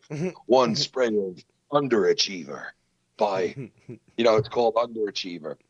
That's the cologne they use. What was the actor's name? Dennis, or the one from The Mask? Rocky Dennis? Rocky Dennis, yeah. Rocky Dennis. One spray of Rocky Dennis and you'll turn into a... Oh, no. Rocky Dennis would have to be a facial mask that you put on. One spray of Rocky Dennis and you'll turn into a Michigan DJ with no life. The literal Rocky, what the fuck's his last name again? Oh, God. Dennis? Rocky Dennis, the actual Rocky Dennis mask is a fucking product. And it'll be like, it's his fucking, it's like molded from him. And you put it on your fucking face and you sleep at night with it. The fucking elephant. Oh, man. Well, anyway, guys, that was good to get out that laugh at the end there. I will talk to you guys. Thank you for having me on, Dave. Thank you, man, for calling in. I think we're going to wrap it up, but I do appreciate it. Maybe you'll have a converted tonight, maybe tomorrow. Who knows? Hey, I'm going to pull a Joe on you. I love you guys. No, you got to wait till he gets on. Wait a minute, Dave Rose, please. Hold on. Why I wants getting one more last beef. One more last, and I think everyone, this is serious. Okay. I'm not trolling whatsoever, so Dave Rose, please don't be offended from what I'm about to say. We go. But so since the Danny, okay, so we all agree on the Danny MT thing, that way of behavior, blah blah blah. We all agree. So if someone says the N-word in the future in this community, will we call that out as well? Well, it depends. Because maybe it depends on the context, does it not? He's going to talk about what you did. Yeah, with the. That's what I'm talking about. I'm just saying in general. Obviously, like this guy was not joking or playing a character. Nah, like you could tell in his tone of voice. I also didn't agree as far as Ken did about sort of removing him to the extent that he did, and he did correct himself, but I didn't go as far as that. So why are you saying don't get offended, Dave? Dude, what do you mean? What do you mean remove Danny MT? We need him removed. Listen, I was saying he should be off the internet. I was saying he should not have a platform in our community. Yeah, I agree. Yeah. But Joe's going to have him on this weekend. If he wants to go on the internet, that's his own fucking business. I don't give a fuck what he does. Even if he goes on Joe's shit, hey, that's fine. Go on Joe's shit like he always did. But I'll tell you what, I'll have an opinion on it. You know what? If Joe lets him on, I'll have an opinion on it. And if that happens, then so be it. I have nothing to do with it. I won't report nobody. I won't go after anybody. I'll just keep an opinion on it. But hey, that's his decision, okay. Joe. But if Joe is for real and really gave a fuck about his audience and the people that are watching it, he wouldn't let a known fucking racist bully scumbag come on his show. Well, I made that same point as well, especially with the branding options. It's like, well, you rely on the internet for your income, and you're going to allow this individual to sully your product and as such, compromise your brand. Yeah, you're gambling with something you built that now pays your bills. You're gambling with it. Why? Listen, Just like Real quick, DMT is just like the alien. Make this certain moving forward, YR, because I know there's going to be this gray zone. All right, let's move. Let's get this out there right now. Yeah. If somebody is on a live stream and uses the N word and is laughing their ass off, and other people are laughing, and and everybody knows it's a joke, that's a different story. Okay. Right. And listen, if somebody who's black or dark skinned wants to get mad at that, they have every right to, even if it's a joke. Okay, in this day and age. But that's not up to me to say. What's up to me to say is I know the difference between a racist piece of shit ranting and a fucking person joking around. Okay, and what Danny MT did was not. I don't give a fuck who tells me it is. You're wrong. It was not joking around. That shit was not excusable. Ken, how do you respond to Jacob RP in the chat who says, "Will we call out Dave Rose for calling that black guy N-word to his face on Joe's show months ago?" A lot of people did. A lot of people did. Yeah, a lot of people called you out on that shit. A lot of people called him out on it. And he defended. He doesn't know that. And he said what he said. So, like, what you're saying, it bears no difference because a lot of people did call Dave out on it. A lot of people did. We could And also Joe ignore the context in which it was said. We could ignore, who I was dealing with. We could ignore all different sorts of things and construct any sort of fantasy that fits your Dave. sort of ideals, Jacob. Like you said, circumstances matter. Okay, if you have somebody on a live stream like Scunty over there saying the N-word and calling black people house N-words, okay, that's racist. We all know that. Or straight up saying that you're not black. He pulled a fucking Joe Biden and said, like, you're straight up not black. Yep. So, like, we all know the difference between joking and fucking and what Dave does and says. I think we all know that, like, Dave and a guy like JB, let's not forget that either, right? Or a guy like Drew, who once had a little incident where he made some jokes that some people found offensive, right? Every once in a while, Jacob, you know what? Some people are going to say shit that other people find offensive. And you know what? There were people that day that found some shit that Drew said offensive, that I said offensive, that Dave has said in the past offensive, and we've all been called out for certain areas of that. But you know what? None of us have ever turned around and put a video on our channel to where we were fucking screaming anti-Semitic slurs constantly over a number of times. That was hate speech, okay? That was pure-blooded hate speech in its finest form. Okay, there's a big difference between what happened with Dave on a live stream with Joe Cronin and somebody that was calling Dave basically a white piece of shit and all kinds of stuff back to him. Big difference. Okay, Nick Nines wasn't there to defend himself when this guy supposedly calls him a kike and a fucking and all this shit that he was calling him, and he's not even Jewish, which is the most outlandish part of it all. You know what? He's so That's dumb. He a really sees a old- Polish last name. And he says that must be a Jew. That's an old word. That's Because an old racist. Poland isn't known for being predominantly Catholic. No. Yeah, you got to be a dumb fuck to sit there and think that a Polish last name means you're Jewish. Like, I mean, how dumb can you be? Well, he is Russian, so. Well, no one, we got to blame the alien fuck for that because no one would have never known his name. You know what I'm saying? Like, at the end of the day, so. No, No, Joe has a lot to do with this, as does Tommy NC. They both defended this guy, and even Joe acquiesced to have him on there. But it was Tommy that defended this guy for the longest time, and really, liked the fact that this guy was his enforcer.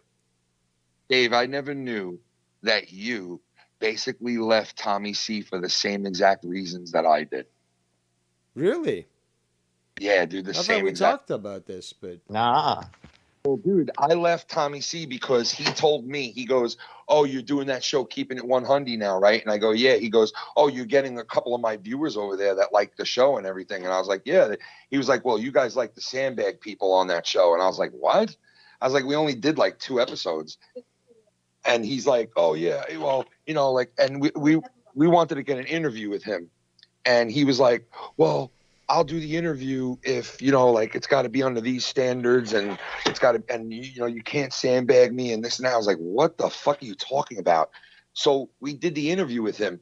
And later on that night, he was really weird during this interview. And he was like, I almost don't want you guys to play this interview. And I said to him, dude, Tommy, don't worry, because I'm not playing this interview. It was that bad, bro, because it was horrible. He was acting really weird. He was defensive. He wasn't answering questions. And it turned into like a weird situation. So I was like, no, dude, you don't have to worry about that. I'm not playing that shit on my channel because it's horrible. I said, I'm going to do a video on the NC tonight. And he was like, wait, what do you mean? And I go, I'm going to do a video on Tommy NC. And he was like, well, what is it? And I said, well, I'm going to do a show on, like, he's a hypocrite. He's being a hypocrite about this situation that he was involved in with Keemstar and all this shit. And I said, I'm going to talk about it. And he was like, I highly suggest to you, you do not do a show on Tommy NC. That sounds like him. Yeah, he was like, I highly suggest you don't do a show on Tommy NC 2010 as long as you're working with me. And I said, well, you're going to tell me what I can and I can't cover now on my 2-bit little fucking podcast that nobody listens to? And he was like, well, I don't want Tommy being talked about. You met him through me. He's my friend. And I was like, what? Wow. I was like, dude. Ownership. Yeah. So I said, well, Tommy, I'm going to do the video anyway, right? I did the video. About an hour after I posted up on the channel, I get a message from him going, I want you to take that video down right now, or else this is the end of the road for me and you.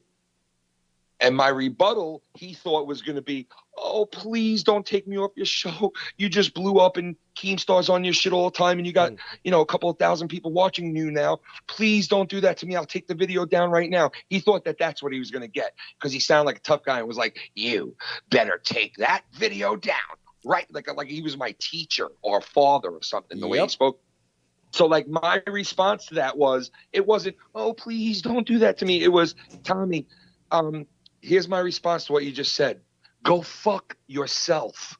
Shove your fucking show up your ass and go, who the fuck do you think you are to talk to me like that? You fucking big-headed Mardi Gras float fucking loser who just got big on YouTube because you glom on to people's cocks. Yep. Don't sit there and think you can fucking demean me or tell me what to do. And I went ballistic on that asshole. Plus, he's from New Jersey. Like, who the fuck do you think he is talking to a New Yorker like that?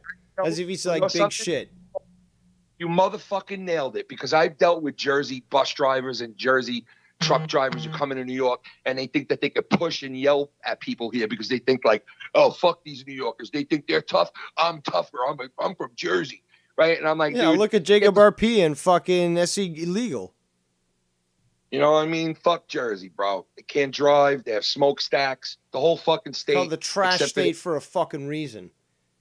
You know what? Like, we dump our shit in that state. We dump our garbage in that state. You know what I mean? We let our football teams go and play over in Jersey because we're like, you know what? Go play in Jersey. We'll watch over there. You know what I mean? Get out of our backyard. We got baseball going on here. We got hockey. Go play in fucking Jersey, all right? Get the fuck out of here. Go play over the fence. That's over the fence is Jersey to us. Like where the bridge goes over from Staten Island, that's over the fence. Like that's over the wall. Like you only have to go over there to get the ball or go over there to throw garbage over there. Or, you know, it's the back of the fucking house. Or bury bodies too. Don't forget that. Like if you had to wipe an asshole of the earth and you said, hey, the earth is taking really bad diarrhea shit. Well, the diarrhea and all the nasty shit would come out of New Jersey. That's where the asshole of the world would be, where all the poop and all the sludge. Nah, I'm just fucking around. I got family that lives in Jersey, bro. That's horrible. Horrible. But they don't know how to drive. That's definitely true. And their license plates are god awful. And they force you to get full service when it comes to gas. What the fuck's that? I'm gonna pump my own gas. Fuck you. You know that, Dave. Of course I know that shit. Sick fucking bastard that you know that, you know? You are a sick fuck that you know that. Well, no, didn't you see the graphic that I put up earlier with Danny MT is like some people are more important than others. Cough, cough, DDR. It's like, but dude, like only a fucking guy who like delivers loves America, because I love America. Like, and I love deliver Americans. on Island in New Jersey and fucking Pennsylvania would know, like, oh God, when I go into Jersey, I can't get out and pump my own fucking gas. And this guy knows that. Back in my olden days, I interviewed a guy that wrote for National Geographic, and he wrote 2 entries into National Geographic. He walked across North America. Well, actually, he walked across America. That was the whole thing. It was like the walk across America. This was late 70s. I had the privilege and pleasure to interview him. Scoping trails, Dave. I've been scoping trails on the East Coast, okay? And I found one that starts from like New Jersey and goes all the way into like Florida, South Carolina, Atlanta area. Yeah. And I was like, Shannon, could you imagine if we brought like all my survival gear and like all of our shit and we were able to just fucking hike for like a month? How fucking awesome would that be? And she was like, I would not, no. Sorry. That's never totally do that. my thing. I would love to do that, bro. Yep. Love to. You know, just to hike and stay in the tent and fucking eat off the land and like, you know, all that shit. Catch some deer, eat some venison. Well, a lot of people do that. Catch some fish, you know what I mean? Get a big old fucking, what are they again? The freshwater carp and have a fucking carpet party. Yeah, fish is very versatile. You can make a lot of things with fish. Well, you know, what are those? Oh, salmon. Oh, I saw these bears on National Geographic the other night. They go to this certain part of this river where the salmon swim upstream, so they're really slow. Well, it looks like they're slow because they're going up against like 40-mile-an-hour currents, and they're swimming backwards in it. So like they slow down, and the bears go to this spot because it's so easy for them to just put their paws in and grab a fucking 4-foot salmon. Yep. And I was watching the bears just fucking like they were at a fucking breakfast buffet, just fucking going in and grabbing these salmons and chopping their fucking backs off with one bite. Like, just fucking, I was like, holy shit. Like, that sounds like grizzlies or brown bears. Yeah, they were grizzly bears. Yeah, they were like fucking big grizzly bears, black grizzly. Those aren't to be fucked with. No, they're not, dude. And the polar bears, dude, I love those polar bears too. I was watching this documentary on this guy that just covers all polar bears, and it was fucking cool with the, like the footages he was getting, bro. You know, they're getting really good with these drones now, right? So like even in like these documentaries now, they're able to fly these drones like right up in the fucking animals' faces, you know, and they're getting closer, you know, than they ever have. And it's like really sick, the footage that they get with this shit now. And, you know, Dave, I was watching a football game the other night, and for the primetime games now, they don't do this for every game, but for the primetime games now, dude, they literally have like 5 or 6 drones that fly in the stadium, like recording the game and zooming in on shit. And now they have all these new cameras that they've never had before. And Dave, I never seen anything like it. On the kickoff, this drone knows when the players are going to start to come off the line to kick the ball, and it knows it's got 4 seconds before that kicker reaches the ball and punts it off. So the drone guy got so good at timing everything that he comes flying up behind the guys that are kicking, and as he goes to go right over them, they start running to kick the ball. So now the fucking drone is literally like 5 feet away from the ball in midair and zooming in on it as it's coming down into the player's arms. Shit. And it was like a scene out of John Madden football on like Sony, because on there you get that flying camera and you get the views that you would never get in real life. That's crazy. Now in real life, we actually have the Madden view in real life now. And I could not fucking believe the angle that they took on it. They literally were a fucking 5 feet away from the ball in midair. with the drone. It was so cool, bro. It was so fucking cool what they're doing with camera work now, dude. Do And you they said remember they're when gonna they start. started to use on various types of games, including the Olympics, all the different cameras to create a 3D view, where like they would rotate and like show you the whatever it was, the hit, the fucking ball, whatever. Remember? Do you remember the last Spider-Man movie with the drones in it? I did not see that one. Right. So listen, in that movie, the character that was going against him had control over these drones, right? And the drones would like put out a Mysterio. These drones would put out like a projection. Green Goblin?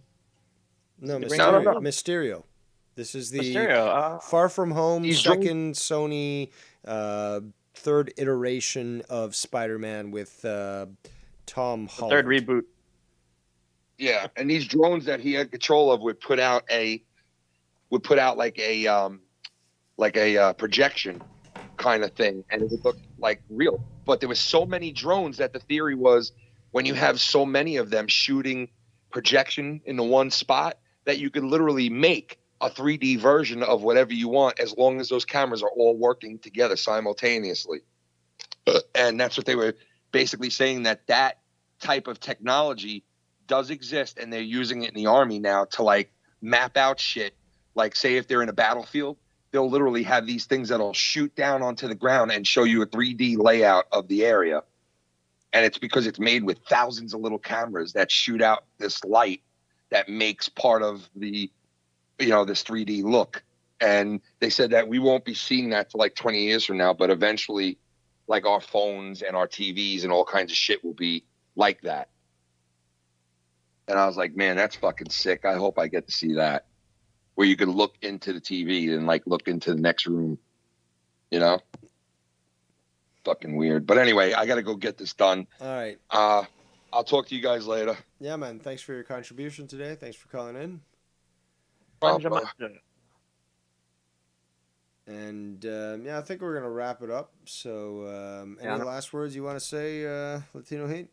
Well, like I said, towards the end of the discussion with Tommy and all about Tommy, I did come to just look at it as, like I said, either he makes a decision soon or fuck him.